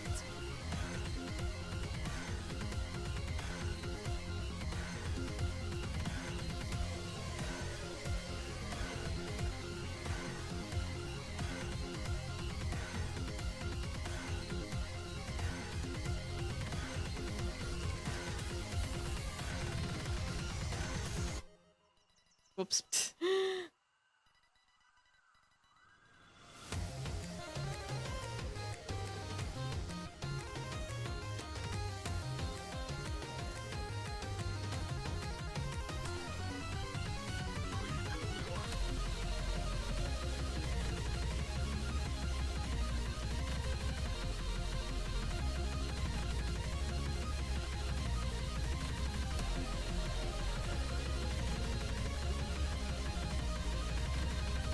Yeah, I don't know. It's like, for some reason... Alright, now I'm panicking and just hitting random notes. I gotta stop it.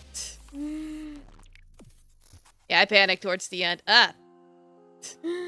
Like, what do you mean the song's not over yet? God damn it.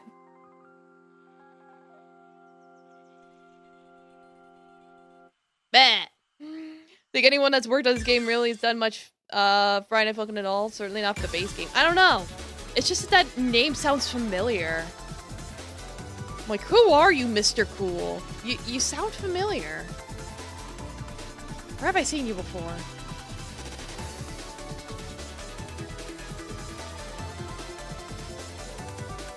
Maybe they just did something for another song. Like early on in the game.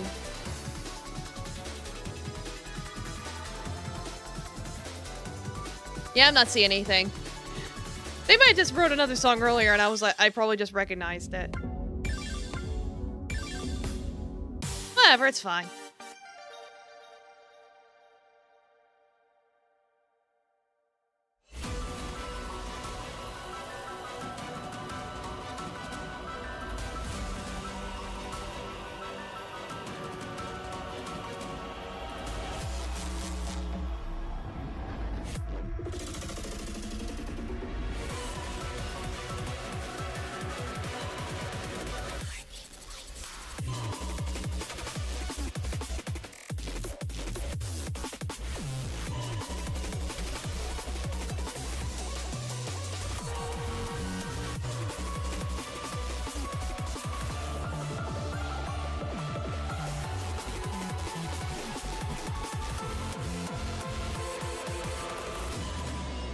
Alright, you rest well, Bucky. Thanks for stopping by. And Domo Moonlit Wolf, welcome. How are you doing?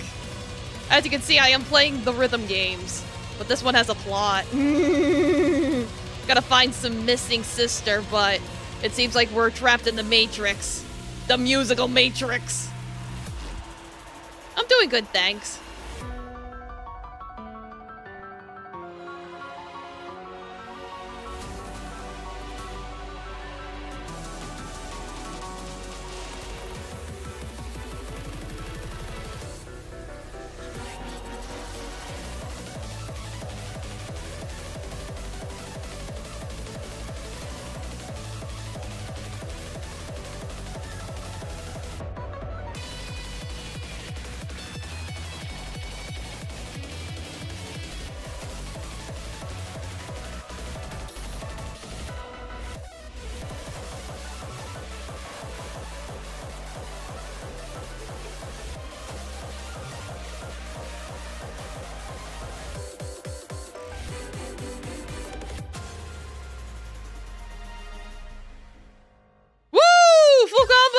Oh, awesome. How's Taffy? He's doing good. Damn! Double S plus on a level 5 song. I think that's my best performance today. Yippee! Alright, we're getting to the end of the chapter, so we're probably gonna get some huge-ass puzzle. Let's see.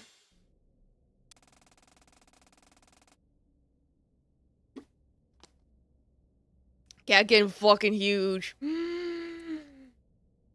It's like they gonna get big as a Maine Coon. Oh my. Yeah, that is the thing about cats. They can get big. Well, I'm glad he's doing well. A big, healthy baby. As we rode down the elevator, I felt a large amount of energy leave my body, and I leaned on Allison's shoulder. Sorry, I'm just tired. I can't blame you, but you're doing really, really good, you know? I'm really proud of you. You're doing really well yourself. It's almost like nothing phases you. Nah, it's a lot to take in. I think I just process stuff way more internally than you do. Not that being external about it is at all a bad thing. It's just different, you know? Yeah, I get you. The elevator plummeted into the depths of the unexisting building. It was a long, long ride. Finally, the elevator came to a stop and the doors opened into a dark hall. The basement hallway of the Sunrise building, though it was as dark as the other halls we'd traversed in our way up to the 17th floor, a completely different atmosphere. It looked like a hall since you might see in a horror video game, like Silent Hill. It's like, I know you're changing the names for copyright, but I will say it for what it is.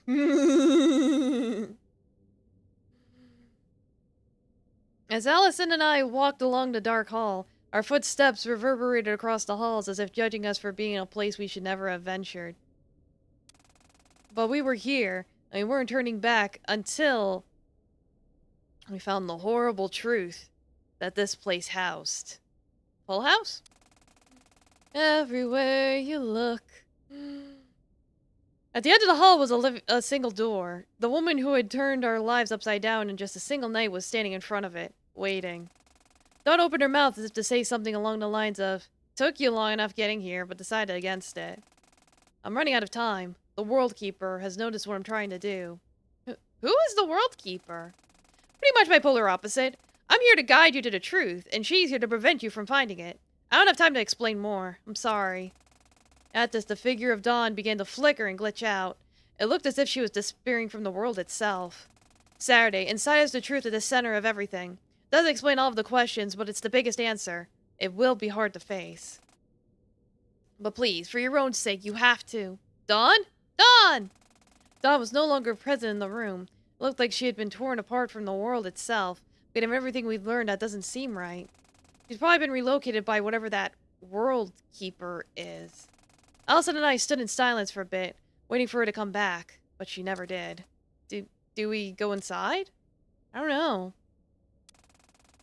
As if that was really a question, I placed my hand on the rusted door handle and turned it. The light of truth seeped out of the room. In another place, a violet-shaded shadow morphed into the fabric of the environment. I figured you'd catch on sooner or later. On the other side of the room, the World Keeper stood, anger adorning her face. What the hell do you think you're doing? Why are you dressed up so fabulously? I like your hat. Why are you surprised? I'm doing what I'm supposed to be doing. I'm fulfilling the reason I exist. And you thought I would just sit here and let you put her through that? No, but I knew I could keep you busy long enough to give me a head start. Teehee. Don't give me that shit! At her furious words, Suki swung her hand around her back.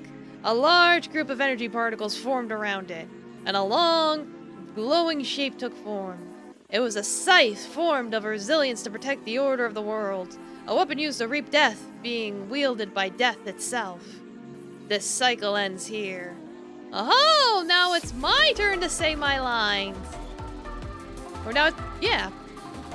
Dawn raised her own arm, and in it particles and narrative resilience to face the truth gathered. and her hand formed a much shorter but equally powerful weapon. It was a pistol, small but just as effective. You know, size doesn't matter. It's about how you use it. Like a detective might use. Dawn twirled it around and landed its aim to fire square on Suki's chest. Didn't anyone tell you it's a bad idea to bring a scythe to a gunfight? The opening move was made. One shot fired. Of course, that bullet was never going to hit anything other than the wall. But someone has to make the first move. Suki flew into the air, gracefully but with an offensive intent rather than defensive. She brought her scythe down towards where Dawn was standing. Dawn dodged out of the way just in time, like she had done so many times before. The fighting continued. Seconds go by. Minutes, hours, days, weeks, months, years, full cycles, most not even reaching this point in the narrative. Slight alterations in the altercation, subtle movement changes, but the screenplay remains the same each time. After all, there's no need to sweat the small details. There isn't even any need to describe the details at all. After all, this couldn't matter to them anymore. Surely you've realized by now that all of this will never end? It's just a game. A cruel game of eternity that neither player could leave. Then what do you suggest we do, Liberator? We can't just abandon our purposes and give up everything we know.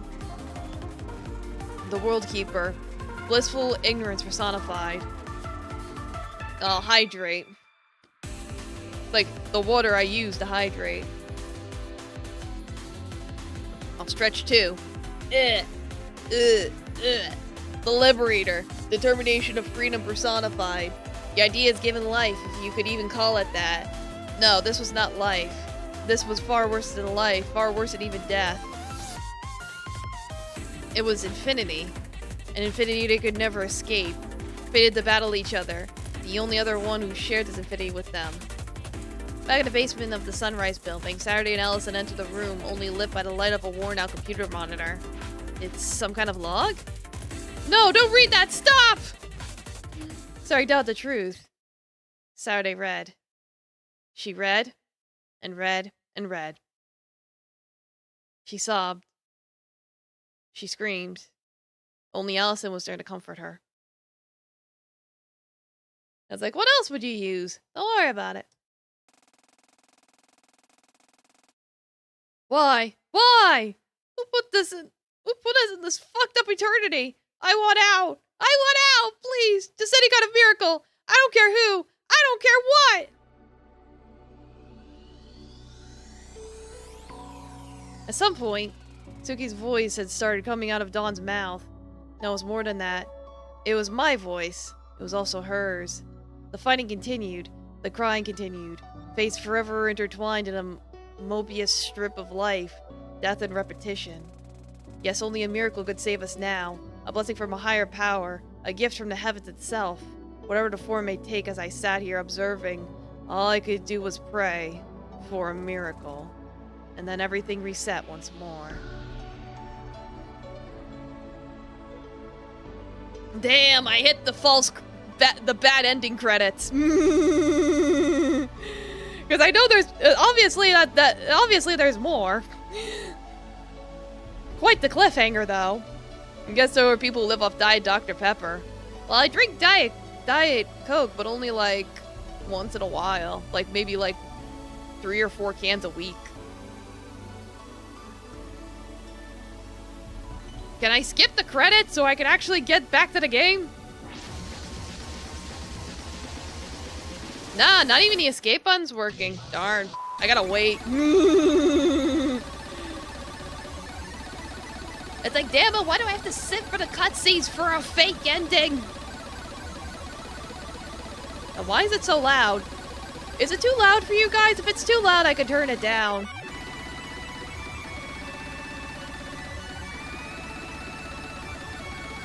Yeah, forced to watch the trippy psychedelic credits. Like, bad trip, man. It's just fine? Okay. It's like, I'm just looking at OBS and it's like... It's nowhere near yellow. In fact, it's between -30 and -25, but it's like... slammed in there. Wait, what? You were... Where were you? Damn it! I was too busy. I looked away. Fuck!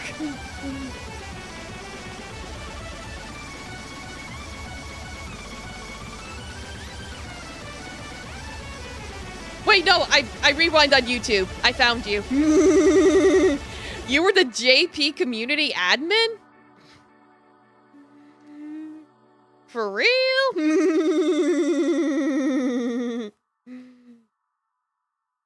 Like, nice thing about you streaming on YouTube, I can rewind. Okay. It appears you've reached the end. Is this how you want to be? God, no! From here, the cycle resets one more. And with it, the fates of Saturday, Allison, Chio, Kotomi, and Eri enter the roulette once more. An intermission cannot breach frozen time. I warned you of this at the beginning of everything. And yet... There's a plug-in that lets you do it for Twitch. I'm sure there is. I feel as though you may not be satisfied with this end. Well, if that's the case, there might be hope for us yet. Scour everywhere in what you've been given up to this point. Read between the lines. Specifically between the 19th and 20th lines. Search for something important, and then come back here. We will surely know we have to create a new future. 19 and 20. What's between 19 and 20?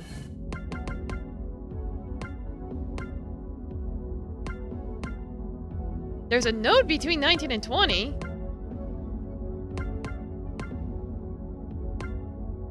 Am I missing something? Like, clearly I gotta unlock something, I just don't know what. They say between the 19th and 20th line, so... Clearly... Clearly I'm missing something. Oh wait, I see it! It's down there! It's down there! I see it! It's right here! I found it! I found it!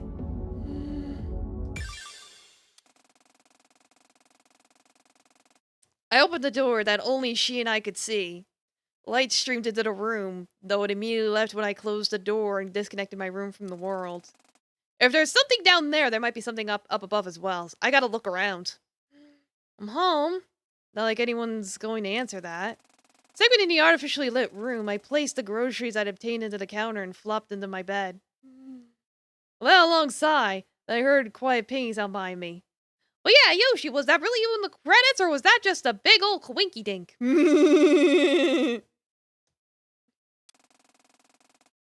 Why do you always talk to yourself like that? Nobody's going to answer. Hey, shut up. It's not part of my existence to break a habit anyway. Sitting up on my bed, I saw the tall figure of the woman that paralleled me in every aspect. Looking down at me with an exasperated look on her face. Who knows? No, that is actually you.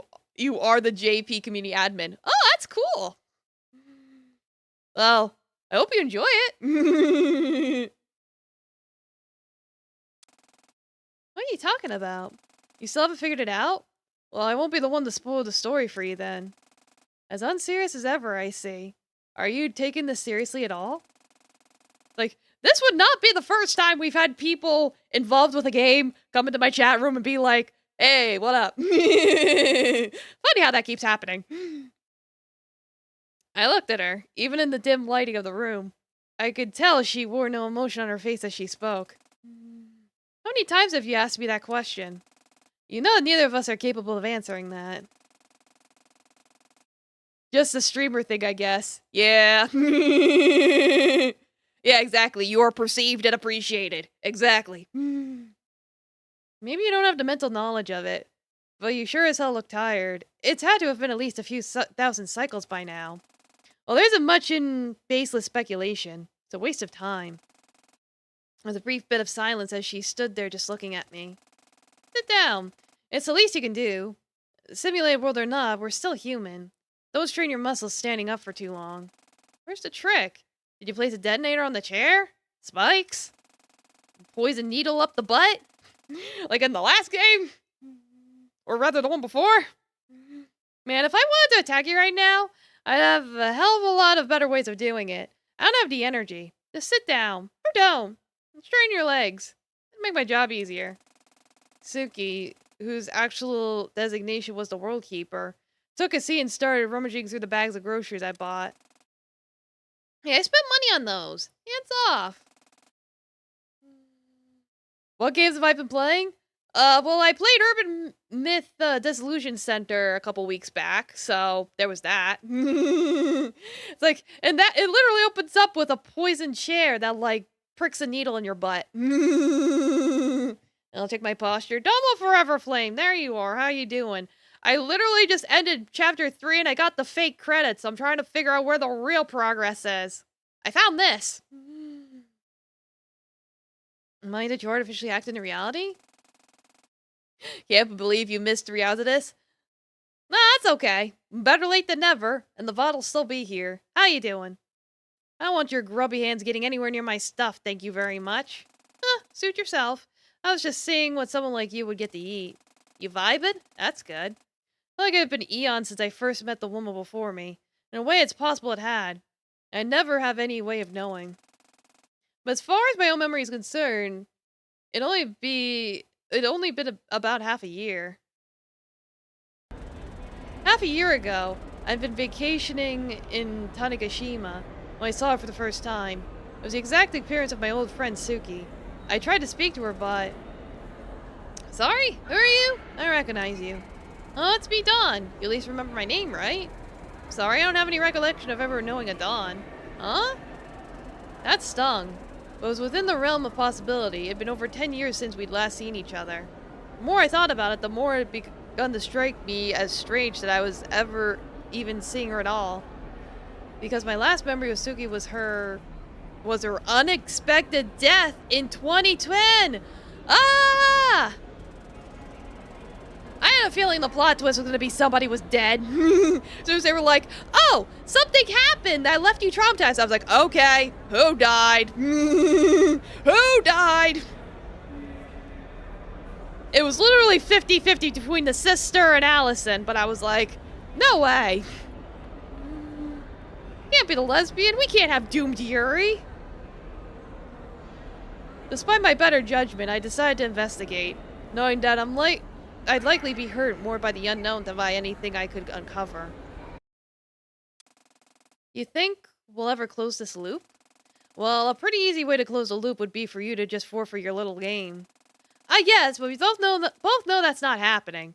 Sometimes I wonder if an alternate way out of this would even be in the realm of possibility, but Suki pressed her fist down on the stone countertop. It's not possible.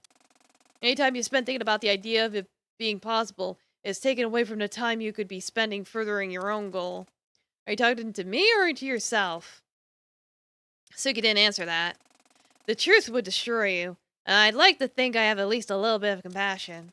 You keep alluding to this big truth that you seem to know, but I don't. It's probably the thing I'm getting the most tired of about this whole song and dance. There's literally songs and dancing. This prompted more silence from Suki. Tell the truth, this is nothing like the Suki I'd known during my childhood. The Suki I'd known was honest to a fault. I think that sole fact about the way that this World Keeper carried herself was the first nail in the coffin that had led me to become suspicious of this new Suki in the first place. After returning home from Tanegashima during the late spring, I tried to investigate the Tasagari family register, but for obvious reasons, they wouldn't let me, Hisomeru, look at it. I was about to give up and simply blame it on coincidence, but something happened that changed everything. What's going on there? I spotted something out of the corner of my eye, but when I looked at it, it went away. Well, went away wasn't a great way of putting it. Hi, Taffy. Really? You want to be on my lap again? Really? Alright. But if I have to play a song, you get off. Yeah, shake a nice cat patting, yippee. More so, it returned to how it should be. It was a piece of the terrain of the world that had begun to glitch in my peripheral vision, but stopped when I focused on it and removed my eye. Is this... Trollixer's fading? Trollixer's fading? Yeah, I know that. You know, that effect where if you look at something for a while, other things in the background either blur or disappear. Ah, that. Wait, who said that? Suddenly, the entire world around me began to glow a bright light. Everything around me froze, turning into wireframe. I think I can make out a faint figure, but it's everywhere at once, above and above under me, woven into the fabric of reality. What? Ah, Liberator, surely understand upon seeing the scenery. Who are you? Where are you? What's happening? It's like, no, bad. Get out of narration. Yeah. Who are you? Taffy. Why you making biscuits? Make enough biscuits for the class. And it all hit me at once. The World Keeper, the Dusk Breaker, the truth about this world, the separative emotion. Felt like my mind was going to explode from the sheer volumes of data pouring into it. I was everything. I was nothing. I was the Liberator. I was the Dusk Breaker. Was I the World Keeper too? Forgotten past and potential futures flashed before my eyes in an instant. A city outside the confines of reality constraining my vision. I was Saturday. I was Dawn. I was Suki. Voices that both were and weren't mine swarmed in my mind. Throughout my visions, I see a flowchart. More like a no chart. Billions of events playing out in my mind simultaneously, and every one of them a meddling force, an oversighting creation that prevents progress. I hate what they're doing, what they stand for, but try as I might, I can't help but feel a fondness for them. What happened if I tried to stop her? Would I be helping the burdened girl, or would I just be a pawn in some game pretending I'm the one making the decisions? I watch the burdened girl struggle, and I can't help but love her for who she is, and feel as though it's my duty to empower her, to be the force that lets her thrive through her hardships. I see another potential future, one where there's an opposing force, a liberator. I feel fond of it too, but in a different way. I can't tell whether that's me or some other entity entirely. It doesn't act like me. Feels like it's a version of me playing a role on stage. My body is simply a puppet for it to act through. Voices swarming around my head come back, and I clutch it in frustration. Came back? Will it have come back? Time becomes a meaningless construct. Fourth dimensional world that so clearly to me has a fifth that I simply cannot quite breach.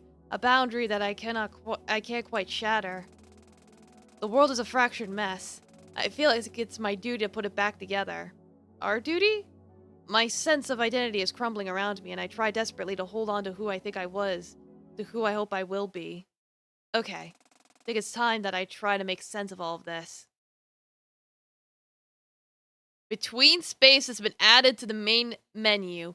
Discover the truth of the world hidden between the cracks. Okay, space time. Yeah, it's like, welcome.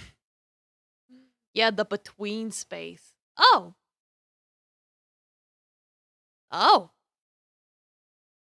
Okay.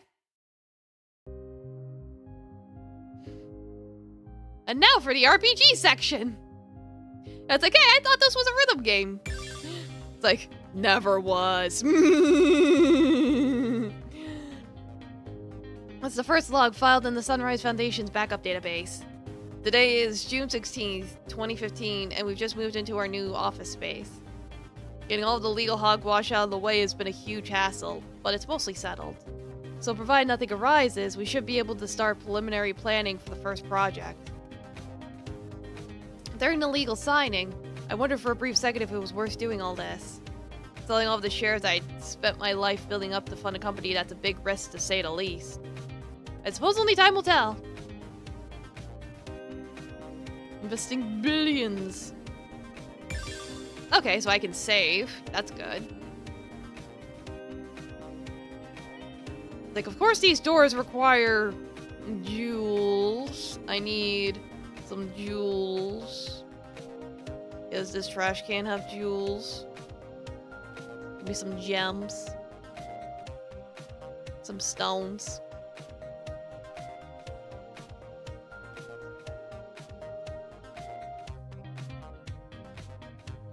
I'm not sure why I'm navigating through a sewer, but, you know. I need 2 gems to open that. Where can I get more gems? The trash cans are empty. Oh, there's a gem. Okay, I can use it to open a document.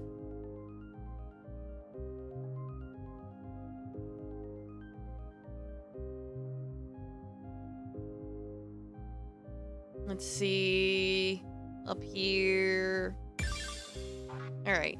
Today is October 20th, 2018. This is the first log for Sunrise Foundation 4th project, codenamed Duskbreaker.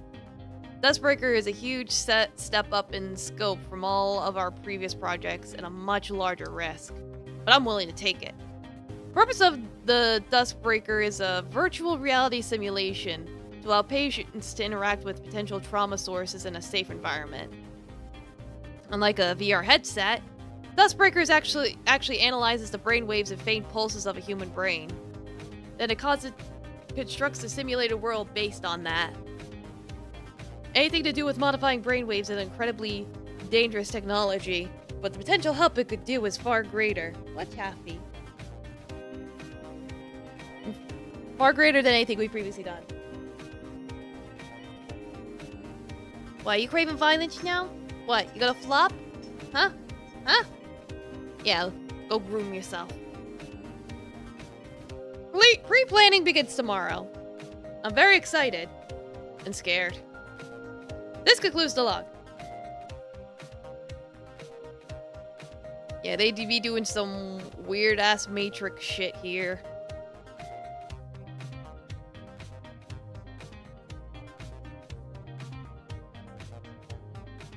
I need to find more Jimmy Jim Gems. Yeah, more gems.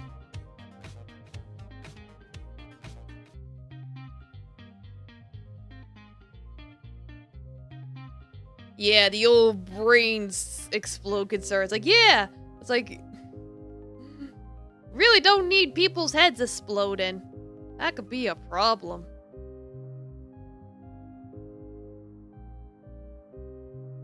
Oh cool, another document. Today is February 3rd, 2019. We've reached a critical roadblock in the development of the Duskbreaker headset. Though we could easily construct a VR headset equivalent, the design for the Duskbreaker requires more accuracy with its simulated worlds. We will continue investigating possible ways to achieve this, but I'm not currently hopeful.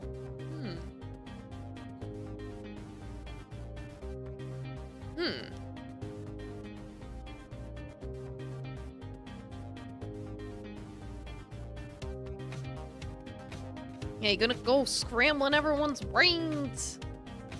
Yeah, more jewels.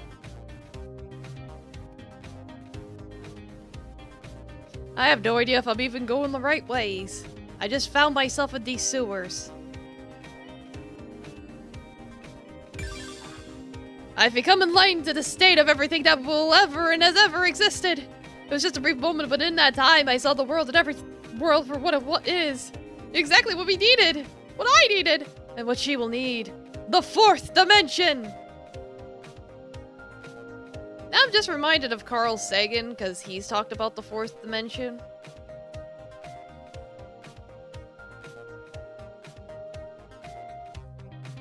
It's like, there's a video of him talking about it, being like, oh, imagine an apple was on a piece of paper, and all the shapes that lived on the piece of paper saw the apple, but all they saw was its shadow. And they're like, and the apple's like, I'm here! And the shapes are like, just see the 3 dots, and they're like, why are you just like 4 dots? He's like, I'm in the 3rd dimension. It's like, what does that mean?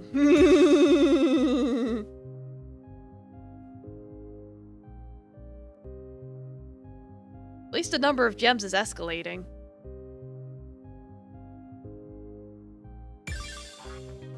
Today is April 2nd, 2019. The process of attempting to document my brief encounter with the 4th dimension, I've coined what I'm calling the meta-layer concept. It's the only way I've been able to describe what I've discovered about how the universe works. Basically, imagine that this universe, everything about it from all space that will ever exist, all time that will ever exist, is a world layer. To us, we can look down into other meta-layers because we see them as fiction. So for our 3rd dimension, a layer of fiction that exists below us would be the 2nd dimension. But there exists infinitely extending layers that span upwards as well. To the people that reside to those layers, everything about our universe would be to them what fiction is to us. This is the meta layer concept. As for how it pertains to the Dustbreaker project, I will write another log. Yeah, you do that, buddy.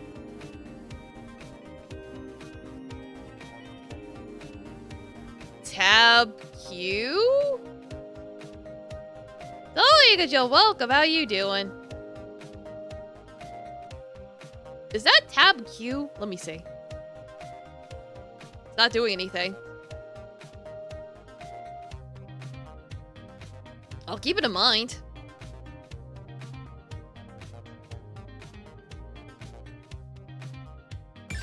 Maybe it's not a Q, but something else, but I don't know what. Oh boy, a puzzle!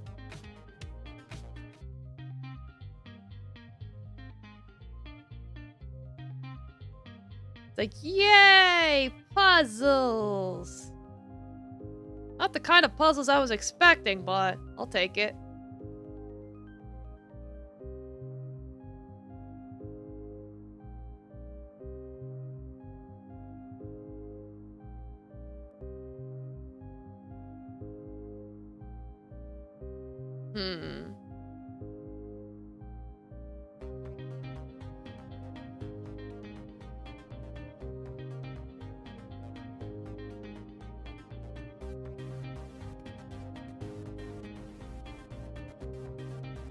Alright, I think I did it. Assuming there wasn't anything I missed. Oh, what's this? Ah! No! Go back! No! What have I done? Take me back! Okay. Okay, I see it's like a little hub world thing. Okay.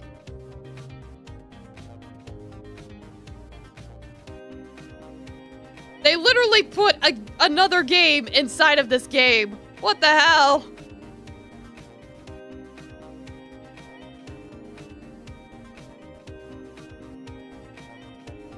Really was not expecting that. It's like, download Vivid Stasis, they said. It'll be fun, it said. It's just a rhythm game with some story, they said.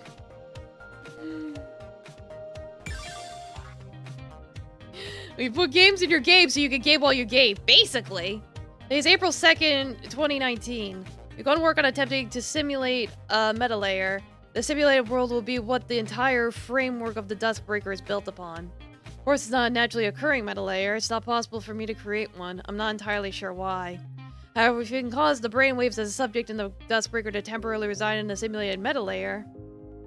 Yeah, because we heard you like games. Yeah, exactly! Same hat! It creates a simulation to the degree that it is required for the Dustbreaker to work at an unexpected efficiency. Cool.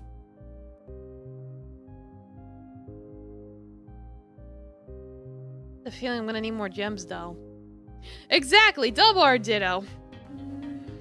I think we're all in agreement. This is games within games. This is some gameception going on. Yes, Delmar ditto. How you doing? I don't think there's anything else here. How about this side? But yeah, the fact that there's like a central hub thing implies that we might be coming back here quite a bit.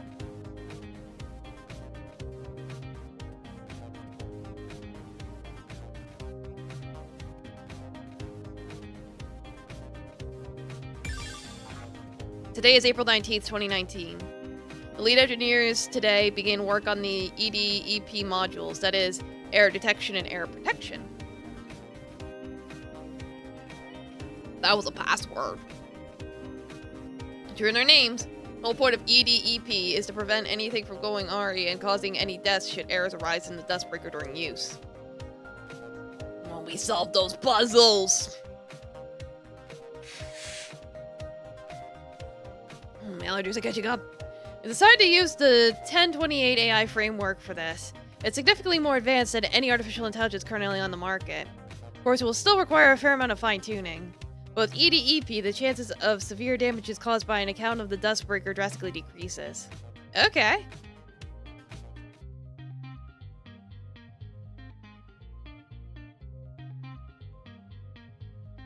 think that's it for this side.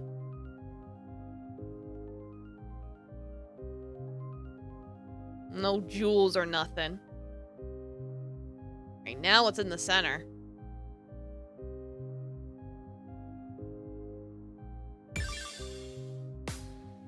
Oh! Do I get gems per song? How does this work?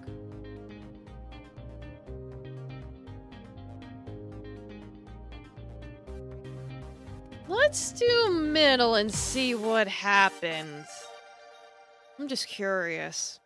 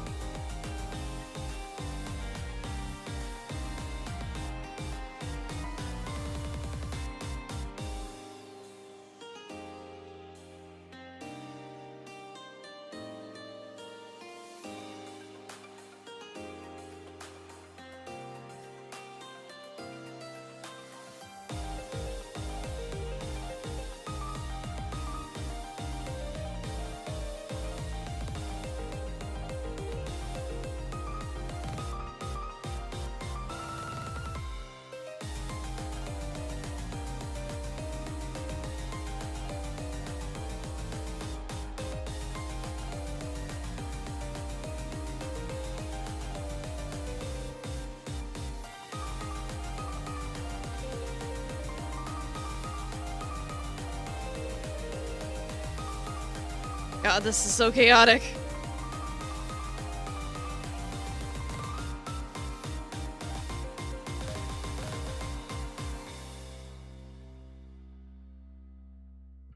Okay, I live. All right.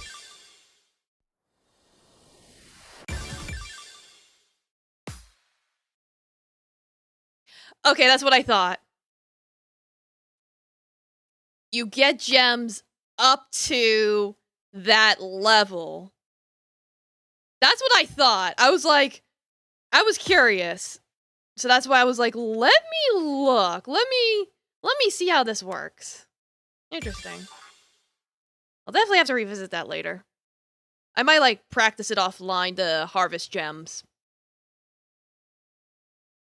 Today is December 10th, 2020. I can't believe this day has finally come. In just under 2 weeks, the first test run of the Dustbreaker will be carried out here at the Sunrise Foundation at 04 Atrium. So much of my life has been building up to this moment. I'm truly ready to finally put an end to everything that started over a decade ago now. May the light of the sun bless this infusion of self. Then I guess in order to, like, get the maximum amount of gems, you need, like, a perfect? Or, like, an SS+? Interesting. So if I exit the menu, I just want to see where it's going to put me when I go back. Okay, so it does put me, like, right back here because I saved. Okay. I'm going to leave it there. And we will definitely explore this another day, since Saturday I'm doing something else. But we'll definitely come back to this. So thank you all so much for coming. Holy shit, I was not expecting there to be a whole nother game in this. Oh my god. Alright, well, let me go find something to raid. Yeah, so thanks for coming, whether you were here the whole time or just for a little bit of it, I appreciate it. Thanks again for all the follows and all that good stuff. Let's see.